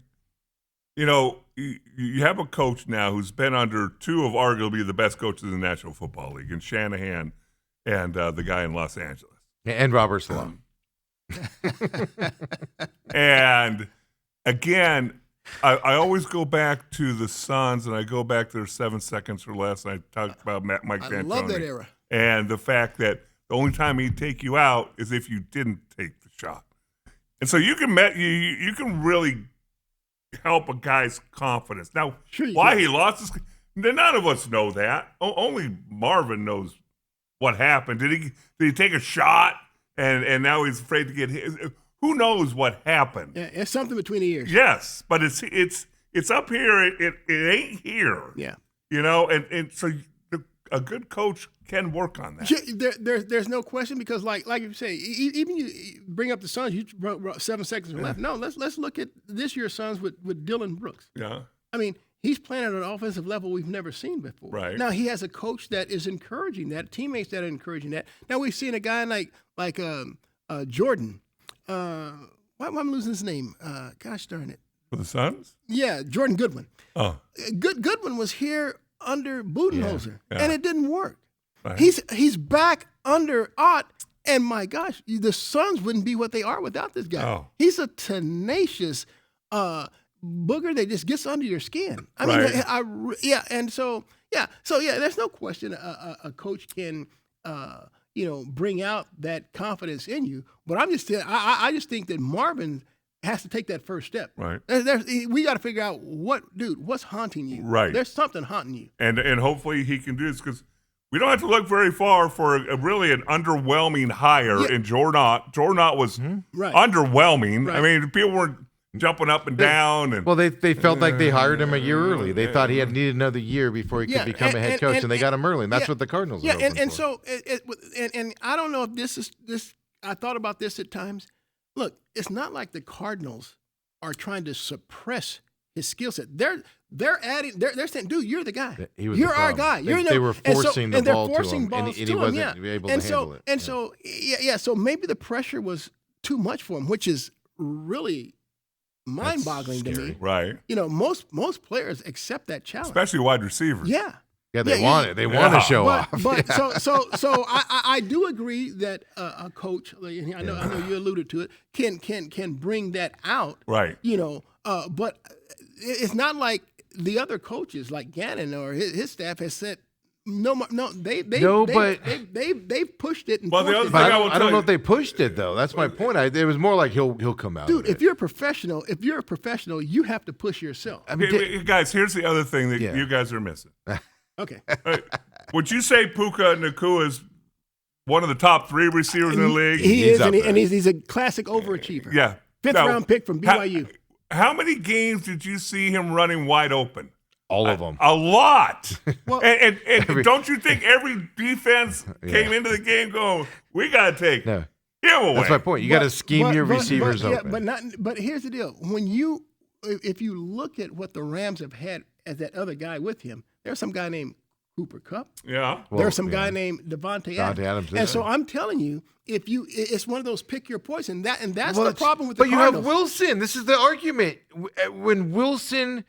When Marvin Harrison was out and Wilson had to step up, Wilson stepped up. He did. When did Harrison He ever never- step he up? never did. He so never you did. have somebody on the other side that can command but- some action, well, and you refuse to get it. But the Cardinals never knew that until Which Marvin is Harrison issue number 2 wasn't because there. So I'm the just coaching telling- staff didn't know what they had for 3 years. I'm just telling you that when you can slip a back out of the backfield like a Kyron Williams absolutely. or a Corum in the passing game like the 49ers do, like the Falcons do, The Rams running back, who you can't even think of his name right now because Kyron Williams Yeah, and, well, and, yeah, and, him, and Blake but Corum. even the backup guy, most Blake people are Corum. like, who? But Yeah. those guys are integral to that offense. That's what I'm saying. Absolutely. If you bring this offense that he knows from LA into here, scheme guys open, the excuses go away. The Cardinals under Drew Penzing couldn't scheme themselves out of a wet paper sack. No question. But also like, and I go back to Dale's days with Jimmy Johnson. Jimmy Johnson was a big proponent of speed. Speed kills. Yes.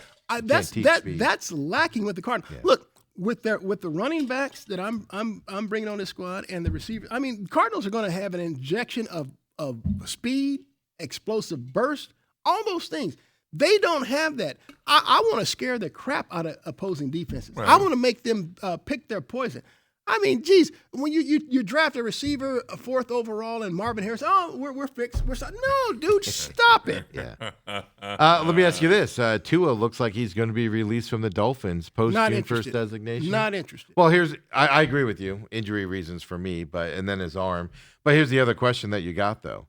That's going to change the Kyler Murray market, right? You're not Kyler Murray's not getting traded. You're going to have to release him, in my opinion. I'm coming up doing there. neither.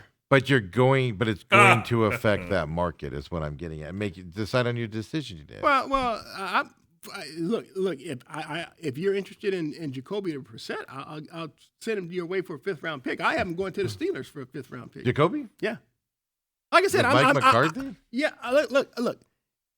What do you have right now? You're hoping that 90-year-old Aaron Rodgers comes back. I mean, you I don't have been reading. anything- Nobody has said who it is, but I have been reading that Mike McCarthy was like, I can get X quarterback here with me, and that's what the Steelers liked. And nobody will say who that quarterback is. So we'll have to see if that's true or not. Well, what is ex-quarterback? Well, no, that's what I mean. Yeah. I don't know who it is. Nobody has said. But I read that the name wasn't Aaron Rodgers. Well, let me put it to you like this: he can't unless he's going to the Canadian Football League. There ain't nobody he can bring here that I ain't heard of. Well, no, I'm that's talking worth- about that's you know, worth a who darn. can go there. Well, like Jimmy G just re-signed because I was like, maybe LaFleur can get like a Jimmy G here for a year or two. Hey, as like a bridge set, but he just re-signed with the Rams. Jimmy G has proven that he can get the job. Look, But he just re-signed with the Rams for a 1-year deal. oh, did? Yeah, that's what I read. Well, maybe It's not official, but that's what I read. Maybe he knows something about Matthew Stafford. That Well, we that's don't what know. I'm wondering. Because they don't know Matthew Stafford. Is he talking about retiring or is he coming back? Boy, Good question. you talk about going out on top if he does decide to retire. Because he had a rejuvenation during the regular season. He'll be MVP. I mean, He'll because win it. in preseason, he's like you and me, Coop. I mean, he couldn't even hand the ball off. His back was hurting so bad, supposedly. Yeah. He couldn't even walk. Remember the Yeah. videos we'd see about him? He'd be like, "Oh." So that's the NFL talking news out there that we wanted to bring up. Obviously, coaching. We'll see how that press conference goes today. Roger Goodell yesterday had his State of the Union. I just want you guys to hear this. There's a lot of nonsense, Bad Bunny stuff, a lot of halftime questions and stuff like that. But then he was asked about his officials. Oh, really? Oh, yeah. Let's see what Roger Goodell thinks about his officiating out there in the NFL. Here's Roger Goodell yesterday. Well, again, I'm really I'm so amazed at how good our officials are. I mean, we spend time all week looking at various angles and still debating it a week later. These guys have to make a split-second decision. And the men and women on our field are incredible. And I think that they've proven over and over again they're really wonderful at what they do. On the other hand, it's a difficult sport to officiate. It's fast. It's quick. And we have to be able to use technology, in my view, to try to prevent the obvious errors. Well, I agree with him. Look, I think technology has really aided the NFL like no other sport, and They use it the right way. Of all the leagues, they use it the right way. Right. So they need to use more of it. Yeah. But it's some of those judgmental calls that kind of drive me crazy with the pass interferences. Which is where you need more technology involved to help them. Yeah, but you can't say your officials are really, really good at what they do and then say, "Oh, we need more technology to help them out." No, see, I think you can because, again, to me, it's like, for instance, what I'd always do every year, beginning of the year, I'd put my offensive lineman at quarterback in the pocket. So they can experience. So they can SCA, experience a explain that, pass yeah. rush. So they can experience nonsense going on. Because a lot of times it just looks easy to play quarterback.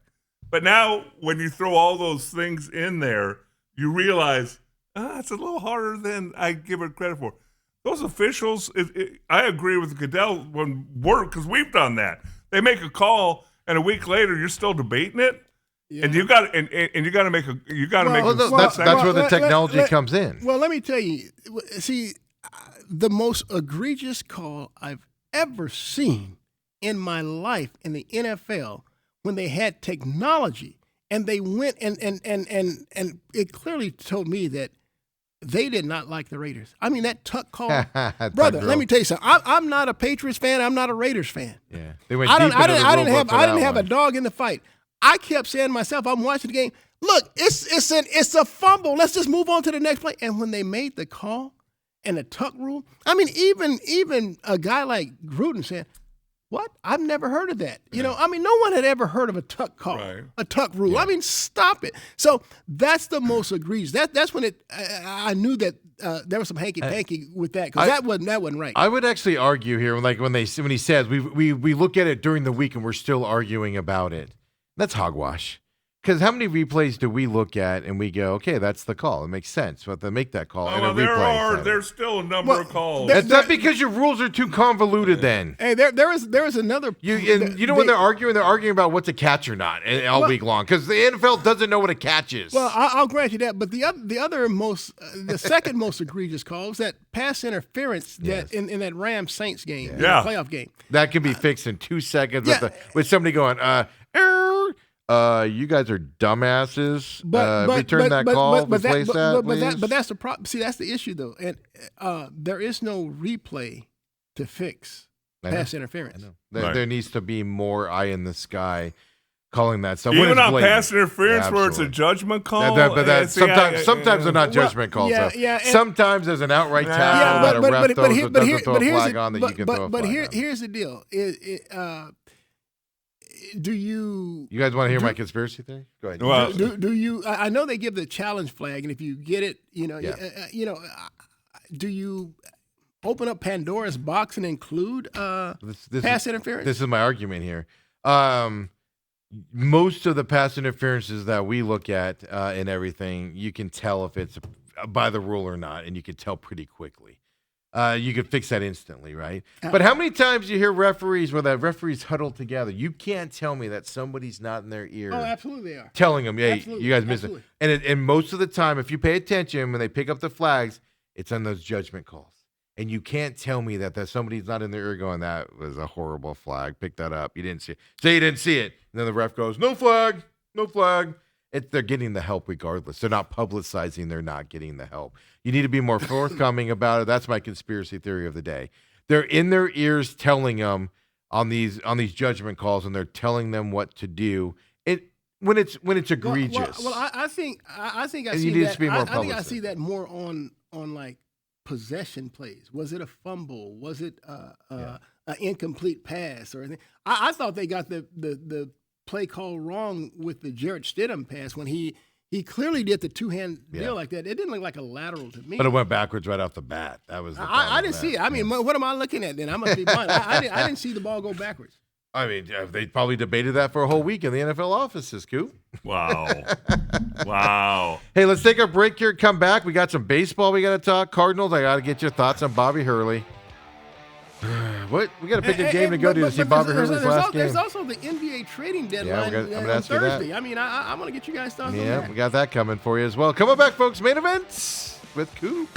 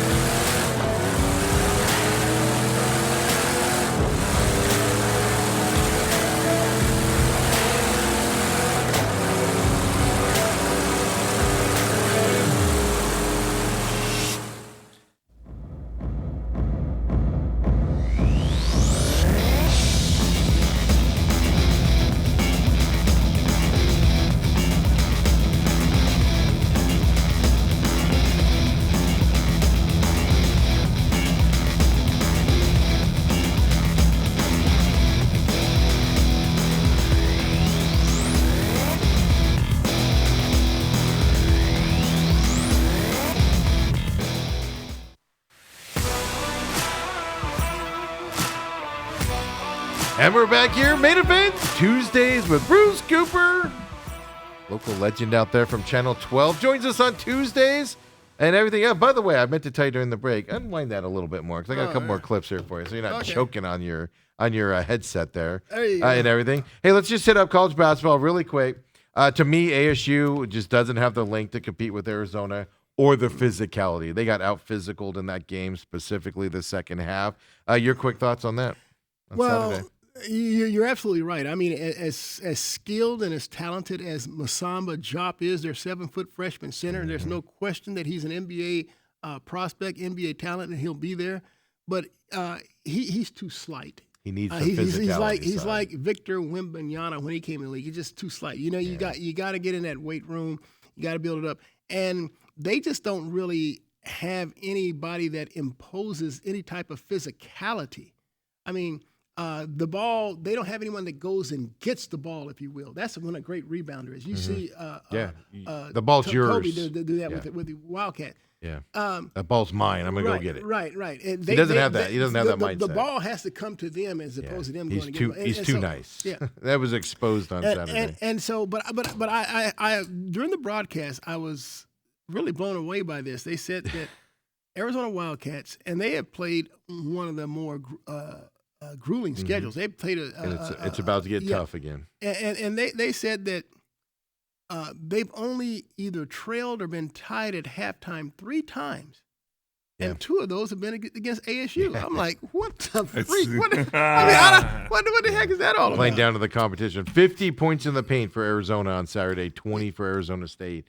That just tells you the level of physicality and boards and stuff to that effect. They're not even in U of A's league in terms of just talent, overall talent. So 11-11 on the season. Then Bobby Hurley says things, like this. You attack the fans. Here's Bobby Hurley after the game talking about the fans at the stadium and how that arena was more U of A fans. So Hurley on the fans here.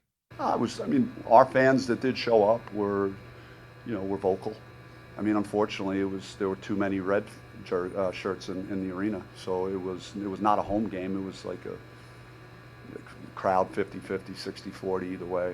It's hard to say, but it was loud in there both ways. When they got it going, it was loud. When we had a little spurt, it got loud. And, I got no real strong opinion on it. Obviously he doesn't make the fans show up there with the way they play and stuff like that, but they're 6-5 at home this year. I didn't go back and look at previous years. But playing at home is not the problem. Well, they're 1-5 on the road. They suffer from the Cardinal syndrome. Unless you're going to give the fans a reason to come out and cheer, to give them an expectation that you're going to win. Yeah.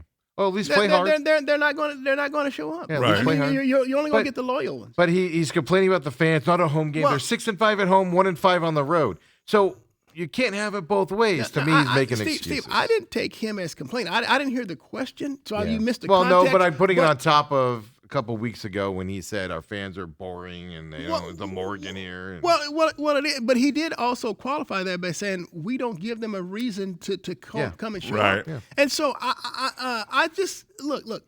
If Arizona State was a team that could protect, look, we saw the Cardinals win one game this year. At home? One game at home. Did they win one? Yeah. 1-9 or something like that, or 1-8. They lose so much at home now the last several years.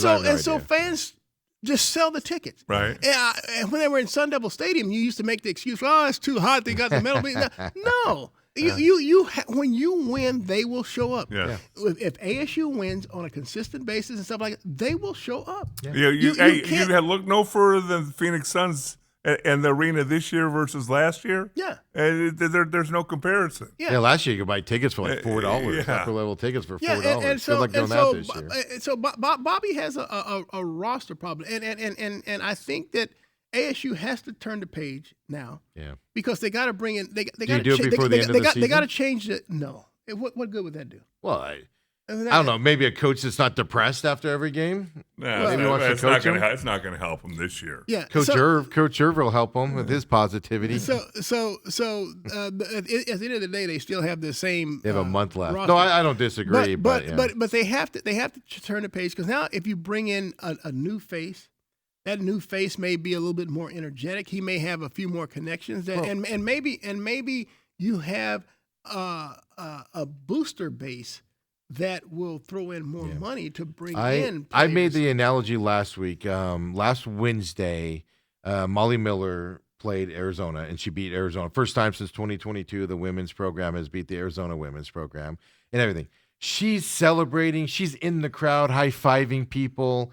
And I get women celebrate differently than guys do, right, and stuff to that effect. Yeah, but I But think you need a Molly Miller on the men's side. I- Bobby Hurley is not. right. You got the football coach who's energetic and excited. Molly Miller, that's energy and excited. Then you got Bobby Hurley's that's just mad at the world and yelling at everybody all the time. It's an obvious difference. Yeah, and that I needs think to be and I added. think that's why Graham Rossini will move on and bring someone else in. And so now you look around and you say, who is that guy? Well, heck, I think we're probably 2 years too late because the job I'm seeing that Kevin Young, who Devin Booker wanted to be the head coach over Mike Budenholzer, the job he's doing at BYU. Yeah. I mean, he brought in the number one freaking recruit in the Boosters nation. brought in the AJ number one. DeBell. Yeah, right. Well, look. But here's the deal. Making record money. But here's the deal. Here's the deal. Yeah, He got those boosters to buy in and believe to absolutely. do that. No, I agree. Because I can't think of their coach that left and went to Kentucky that opened up the job. That he wasn't doing that. Right. He didn't do No, that. I and so disagree. and so with Bobby Hurley, maybe it's the booster said, I I'm feeling can this dude. I can like tell you him." this because I was like invited to it and everything. But Molly Miller, they had like this big get together to support the women's program. More people showed up for that in terms of boosters than have ever showed up for a Bobby Hurley thing or whatever. It's because you need an energetic person that's going to rally you around it.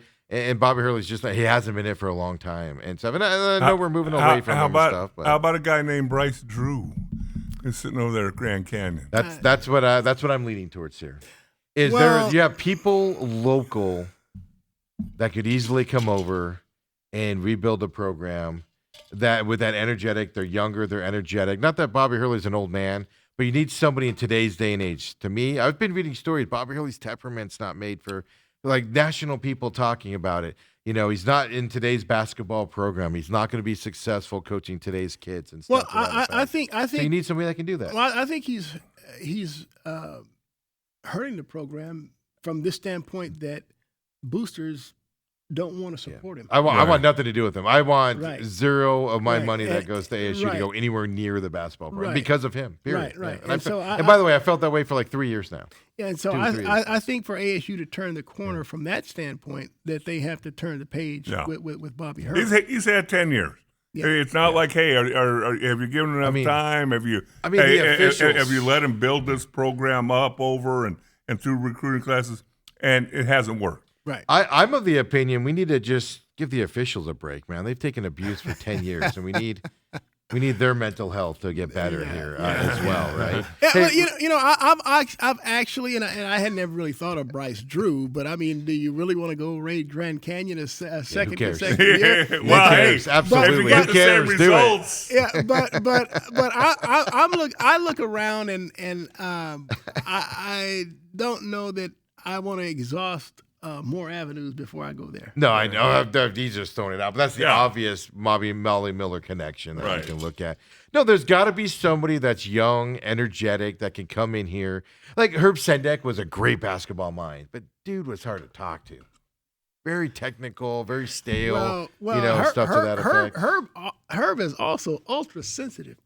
You know, I criticized him on the air, and do you know that Mark Brand was the SID. Yeah. He told me that Herb Sendek would like to meet with me. really? Yeah. So I went there, and I went go in the room.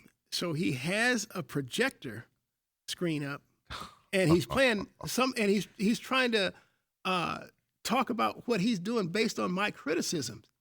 And he said his bottom line was, look, you're not helping us going forward with your criticism because you don't understand what it is that we are doing. So he's trying to explain all this dynamic. So he's ultra sensitive. Right. Did you walk out of that meeting and go, Herb Sendik's gone soon? He's more worried about what I'm saying than what his team's doing. out Well, there. I definitely had some thoughts along those lines. but- More or less sensitive than the Cardinals coach who used to get mad at me. Yeah, well, Wisdom Hunt? but look, to Herb Sendik's credit, he was not rude. Yeah. He was not overbearing or anything like that. But he just wanted me to explain. He wanted to explain to me What they're what trying it to is that, accomplish. and what I'm missing. And then his final message was, your criticism isn't helping my program. Right. I'd like to get you on board with me, and I think by me I getting can you on the understand board that. is that you see what it is I'm trying to Yeah, I accomplish. can understand that. So I mean, guess. so I didn't really have a problem. Hey, Kobe, throw up the athletic offseason grades here for us for Major League Baseball. I just want to get your thoughts, pitchers and catchers. We'll talk more of this on Tuesday, obviously, next week when you come back. Yeah, Diamondbacks, third from the bottom there, D+, according to the Athletic, with their offseason moves this winter. Well, Well, what were they last year? Probably an A, huh? When they brought in the big pitcher and Yeah. Corbin Burns. yeah. Well, he was a late addition, so I don't know if he would have been counted. Well, but- look, outside of Michael Soroka and then bringing back Merrill Kelly, I mean, what have they really done? Nothing. Everybody else is like filling arms. yeah, But they have yeah, that's the thing. They didn't have back page spots they needed to transactions. fill, though, you know? Like they had to get rid of what's his name? Not Alec Thomas, the other one, McCarthy, for a bag of balls and a double A pitcher because they had the back hold there. So there wasn't a lot of moves they could make. I do like their third base signing. Now, what are they going to do with first base? There's a lot of rumors out there going in, but I mean we're a week away, and then they're doing like clockwork. They came out this weekend and talked about how much money they lost last year and how we're so poor. Well, you're right. I did forget Nolan Arenado. Yeah. That was probably their biggest move to date. So I don't know. I just wanted to bring that up and make you guys depressed about this upcoming Diamondback season that we're. Well, about to why wrap up. why is everything so negative? I'm sorry. A D+ is positive. Well, Somebody else explain that to me. the reason why I'm not so, brokenhearted or downtrodden about that The is A's are even better. I look at the NBA calendar. The Suns were picked to finish 14th or 15th in their conference, Western Conference, Yeah, yeah. and not even make 30 wins. I think you guys going to make some big money on Yeah, that. next game they win tonight. We're gonna make it as the Suns play tonight as well. I just wanted to bring that up to everybody. That Coop, are you going to be able to make it up for a 9 o'clock tip off? Oh, I'll be there. Yeah. you're gonna be up. Oh, absolutely. You're gonna take a nap tonight? One thing that I don't have a problem with is staying up late. I have a major problem is getting up Get early. up in the morning. As I told him, like we got dinner tonight because it's Ethan's 18th birthday. He's in the back over there and everything. And I'm like, we're doing dinner like 5 or 5:30. Like even if we do dinner at 6 and we go late, Yeah. Like, how are we gonna pass the next 3 And hours? you think we'll ever make it to Steak 44? I know. After this is my last week as a Phoenix Open week. But starting next week. Wait, dude, what do you mean Phoenix Open? What are you doing at the Well, Phoenix Open? I entered the tournament, and so I started playing Wednesday in the Pro-Am now. But I go out there a couple stop days. it. I go out there a couple Stop days. it. But next week, what does that got to do with scheduling our dinner? at then Skate next 44 week is it the opens question. up. So you guys let me know what works starting Here's next the week. You let problem. us know. You know what he's going to say next? Oh, then we got spring. All the baseball players are there for spring training. That's what's coming next. He's always going to have We this got March excuse to Madness punch- yeah. coming up. I He's mean, gonna be- it's he's gonna be busy. like, oh, too. they're booked because of spring training. All the baseball players are there. Hey, let me ask you this then. Who do you guys like in the Super Bowl? Because I'm going to talk about you. Oh. I'm going to talk about you when I come back here next week. Yeah. If you get it wrong. Oh, Seattle by a landslide. Now, see, I don't think it's a Yeah. landslide. By landslide, I mean like 10, 14 points. For a Super Bowl, that's a big I think win. it's gonna. Here's the thing. We have this gambling guy on named Uncle Lou, and he's good at UFC, and he does college baseball. He's got his niches, And then, and he has a saying that says, "When everybody goes one way, go the other way." except for in the Super Bowl. Last week he goes, put your money on Seattle. Put your money on Seattle now. Put your money on Seattle next week. Put your money on Seattle leading up to the game. But Put your money on Seattle is what he said. I agree with Steve. I'm taking a double-digit win for the Seahawks. Really? Yes. I see. I think that New England will cause just enough problems with Darnold. They're not going to be able to score. And I bet you that they get a couple turnovers. I think it's going to be a close game. I'm not saying New England's going to win, but it ain't be no double digit. What do you know? What have you done? You've never played in the Super Bowl. I want your winner. Who's your winner? I say Seattle wins by a field goal. Okay.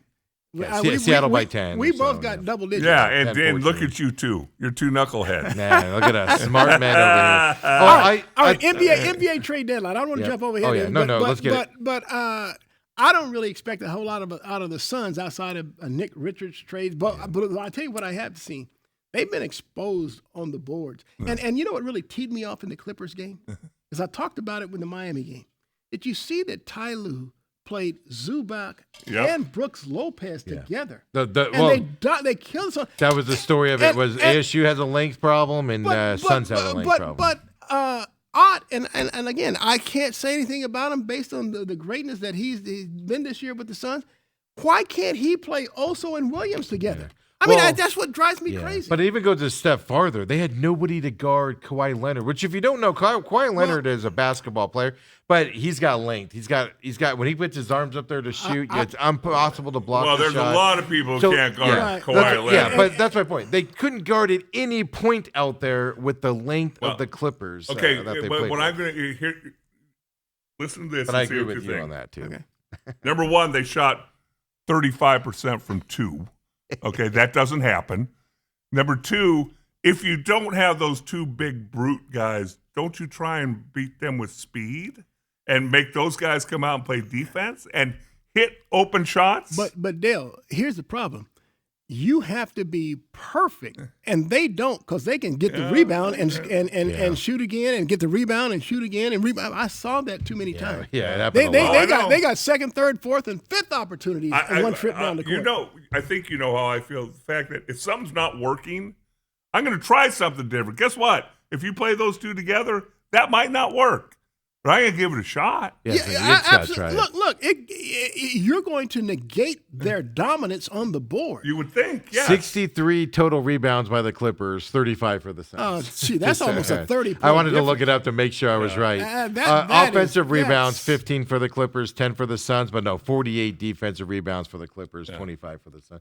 No, it linked. I see we came in on the show on 48 Monday. rebounds because the Suns missed so many damn shots. They yeah. shot better from three than from two. But I know they were exposed. But how many teams? The Rockets have that length, and the Clippers have that length. How many other teams have that big of a length? Well, the Suns can counteract it by playing their two bigs together. Here's the disgusting stat. This is why I looked it up. Clippers had 17 turnovers in this game. The Suns had 4. Yeah. And then you got the rebound side of it as well. It was just utter domination by the Clippers. And after beating Detroit and Cleveland, which are better matchups for the Suns. But I agree with you. Get rid of Nick Richards. I get it. They're going to want to get below the luxury tax a little bit more. But they have – I would have liked to seen them even put Malowich out there a little earlier than they did. Absolutely. I mean, What's that's the just- worst? Send the kid out there, tell him to get 5 fouls, and tell him to come sit at the bench. Yeah. But try him in Look, that look, situation. look, Just be a body there. He's 7'2" with a 7 with a length. Have him a stand reach there. that's- Yeah. Look. Yes. Even if he's in there and he just Malowich. gets in the way, that means that Zubac ain't getting the board. Which is why the Suns struggled at 2-point shots, was because they had to alter all of their shots and layups because of the threat of it being blocked out there. I noticed that too. It's been a worry for the Suns, but they've been able to expose it. But that was now you can kind of pass it off with they beat the that was just their letdown game after beating Detroit and Cleveland. But that was an exposure that you didn't expect. It's really hard to be critical of Jordan Ott based on the job that he's done. But my gosh, I watched the same thing transpire with the Miami Heat. Yeah. It's like, dude, come on. Okay, I've but noticed that a little I'll bit. take those back-to-back wins over two pretty damn good teams. There's no question. That's why I said it's hard to be critical. And you're doing this without Devin Booker. Yeah. It's hard and to be Jalen critical. Green And for you're the doing most part. without Jalen. I don't play any more Green. So a lot of people saying trade Jalen Green. I see a lot of people going trade Jalen Green. We don't need him What are here you anymore. going to get for him? Nothing. It doesn't matter. You're not getting anything from him now. Dude, let me tell you something. What Jalen Green has shown in Houston, there's not a chance in the world I'm getting rid of him. Yeah. Well, I'll put it this way. He's not hurting the team by sitting on the bench. If anything, if you can get anything out of him this year, it's just going to be an improvement. Well, again, I don't think that we're looking at an Anthony Davis or a Bradley Beal. well, I was going to mention the big guy in New Orleans, Zion Williamson. Yeah. Those guys, they live They live On the the bench. injured reserve. Yeah. And so that's not a Jalen Green's case. It has, and it looks like he enjoys being here. It's not like he's a malcontent or. Look. Zion Williamson, when he was hurt, he wasn't even going to the team's right. games and stuff like that. He was out of town seeing some As other. as Barkley says, he was at the Arby's. I'm joking on that, but the trade deadline is on Thursday. Looks like Harden is going to be removed. High water by the Clippers.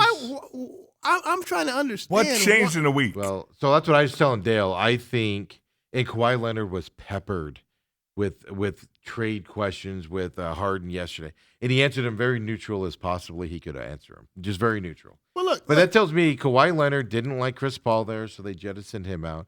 The Clippers learned a lesson about that, and I believe they're telling James Harden to stay home right now while they're trying to trade him. So Kawhi Leonard is still commanding that team. Here's the deal. That's what I said. Since they've gotten rid of Chris Paul, and I got to give Chris Paul a little credit because he was getting on Kawhi Leonard. He was for asking his him to absence. play. And now all of a sudden Kawhi's playing all the time. Yeah. But I saw the stat where since Christmas they are 16-4. Yeah. That's the best record Oh, in basketball. So if Harden and Kawhi Leonard are working, why would I even want to try That's and what's trade him? confusing. It makes no sense unless they Harden knows something we don't know. I know there's Something this, happened. There's this big deal that one of the ESPN writers broke it. I can't remember who it was, Basketball Insider. This insider money that was paid to Kawhi. Yeah. And so maybe there's pending litigation about a possible suspension for It's him. coming. Maybe Harden already knows that they're gonna suspend a guy. You Yeah. think Harden cares about that? I don't want to be around. I don't But know. then Harden would want to be the guy because then he would be the main guy on the team at because that point. then the paper clips will go back to sucking. Yeah, because right. before Kawhi started playing, Yeah. that was what 6 and I've 21. I've heard Yeah. that rumor, and I'm just like, but even then, that means something's happened between his relationship with Harden and Kawhi at that and point. I just and it makes no sense. And then you have the Antetokounmpo trade rumors, and they say that the Golden State Warriors have the inside track there. I'm like, dude, Golden State. They tried to get Kevin Durant. He said no. Then they went and got 39-year-old, I guess he's 37 or whatever, Jimmy Butler. Yeah. And now he's coming off a big serious injury. So now you're going after, how old is Antetokounmpo? About 34, 35? It's got to be by Yeah. now, right? I think he's early 30s. But he's still got a lot of career mid-30s. left. It's just can he stay healthy? They keep chasing these old Yeah. guys. Well, it's because they have an older team. I get that Steph Curry is older, and maybe you want to go for something now, and now that he's on the downside of his career. But my gosh, dude, The biggest shock You're to me getting- about that trade move was I was telling you I see a lot of Draymond Green getting moved, which actually shocks me. yeah. Well, maybe they have to do it to make the salary You have work. to, But yeah. but I understand With that an expiring contract, so- that the Warriors are giving up a lot of their draft capital as well. Yeah. And I'm like, dude. That's what the Warriors owner does though. He has so much money that he's just like, I don't care. He's that I don't care. I'll go in the ninth. Oh, inning, right? Giannis is 31. Yeah, young What 30s. is yeah. that all? Yeah. Yeah. 31. Dude, stop it. Yeah, so he's not. Wow. I would have guessed that he was 34, 35. Yeah. My goodness. And I'm seeing here. Look at this. Bon Temps from ESPN is saying that the Oklahoma City Thunder could trade for James Harden again. why would they want him to mess They with have their so. I know, that's chemistry? that's what we said about the Cavs. James Harden going to the Cavs because they're reportedly the front runners as of this morning. Man, the Cavs are a free-flowing, fun team to watch with the offensive power. Why would you want a ball stopper like Harden to go to your team? And plus, there's That's no what I good don't get. strip bars in and Cleveland. plus, if you're Cleveland, you look at your point guard, Darius Garland. Yeah. He, at some point, he's going to come back healthy. you would think. Yeah. And how are Donovan Mitchell and Harden get along together? I don't know. I mean, look. That's crazy. Well, Mitchell's contract is up after this season. Don't forget, he is a free agent after this year. Oh, is so that maybe right? they're looking for Harden to replace him. Yeah. Yeah, that's what I Crazy. just read right now on ESPN. That might be why Cleveland wants to make this move, is to set it up for Donovan Mitchell leaving them, after the season as well. But that's the shocking news there. But so you say Suns just Nick Richards to get down below that luxury tax again, and based on what I'm seeing, I'd like to see them get a bruiser, a guy that'll go in and bang on those boards and stuff, But that's going That to ain't put gonna them happen. in a different Yeah. tax Yeah. bracket. No, anyway. they definitely want to get below this luxury tax penalty sure, that they no have doubt. right now. And why wouldn't you when you're playing this well as well, right? Moving into And they're not even playing Richards really. No. well, no, yeah, he's the odd And maybe man they're out. not doing so purposely because they don't want to injure him before the deadline. Right. Well, you don't want to show the other team how bad he is before. Oh, they he's trade not a for him. bad player. I know, I'm just kidding. Uh, Yeah, no, he just well, I mean, Mark Williams, even in Charlotte, was the better player when the Suns made that trade last year, right? To do that. So the trade deadline's on Thursday. You said Seattle big on Sunday. Seattle big. You going out to the Open at all? Waste Management Open? You I gonna go with hope that not. debauchery? Look, let me tell you something. Well, the hellish trades are hanging out. I for 34 years, and even since I've even gone the last couple years, dude. I tell you what, one of the things that I dread about the Open is the parking, and then when you're leaving, Yeah. it's a quagmire. Yeah. I mean, it's I never go on. I've been to Saturday once. That was when we were at the radio station, and I had to go for some sponsor stuff and everything. I've only been once in my whole life. I just don't want to deal with it. I go Thursday and Sunday. That's usually when I'd go. I'd go Friday and Sunday, but I think Oh, this year I'm just yeah. going for this Sunday. Sunday doesn't get that big. No, crowd. it does Sunday not I get that love. big of a crowd. You You get there, you leave when the leaders are on 17. You get home before the Super Bowl, you're good to go. That's usually what I do. See, too, I so. used to hate it because I'd have to stay around Yeah. and interview the Yeah, interview interview everybody. the Winner. winner, and then by the time I get to the station, it's at halftime of the Super Bowl. Right. I'm chapped. Robert does say Giannis is 31. I thought that was his free throw percentage. Yeah. So that's too high for his free throw percentage. 31 years old. So we'll get Steak 44.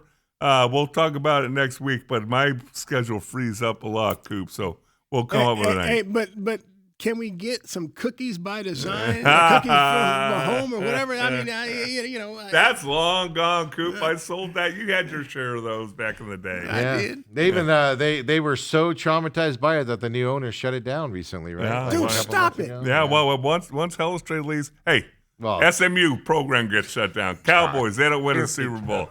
Cookies by Design gets shut down. You tell me. Jeez. You tell me. Oh my, I love it. How man. many years after you sold it did they sell it that you're taking claim for this? They closed it probably. We sold it just before COVID. Yeah. And shut down last So year. 2019, yeah. So 7. He's taking credit for 7 Yes, years later. Yes. Cowboys haven't been back to the Super Bowl. SMU's not reached their greatness again. They made the playoffs a couple years ago. Can you believe this? This is what we got to deal with. I out love there. it. I love it. So Coop joins us on Tuesdays. Make sure you join us as well for that. For the rest of the week, of course, Lou coming up on Thursday. And look, Waste Management Open Week. We're going to pay attention to that. More Super Bowl stuff as the week goes on. Come and join us. I say Tiger Woods well. wins the Open. I ain't betting against Scotty Scheffler. No, not the way he's playing. But Xander, I'm a little worried about Xander. Missed his first cut in like 50-something tournaments. I don't think weekend. Tiger's ever coming back here. No. Oh, not He now. made surgery. He tried that one year and ended up having to withdraw. Yeah. But on Friday, I think it was. So be a fun time. Coop, thank you as always. For everybody else, we'll see you tomorrow. McCallum on Business was this morning, so check it out on demand now. We'll see everybody tomorrow. Have a great Tuesday night.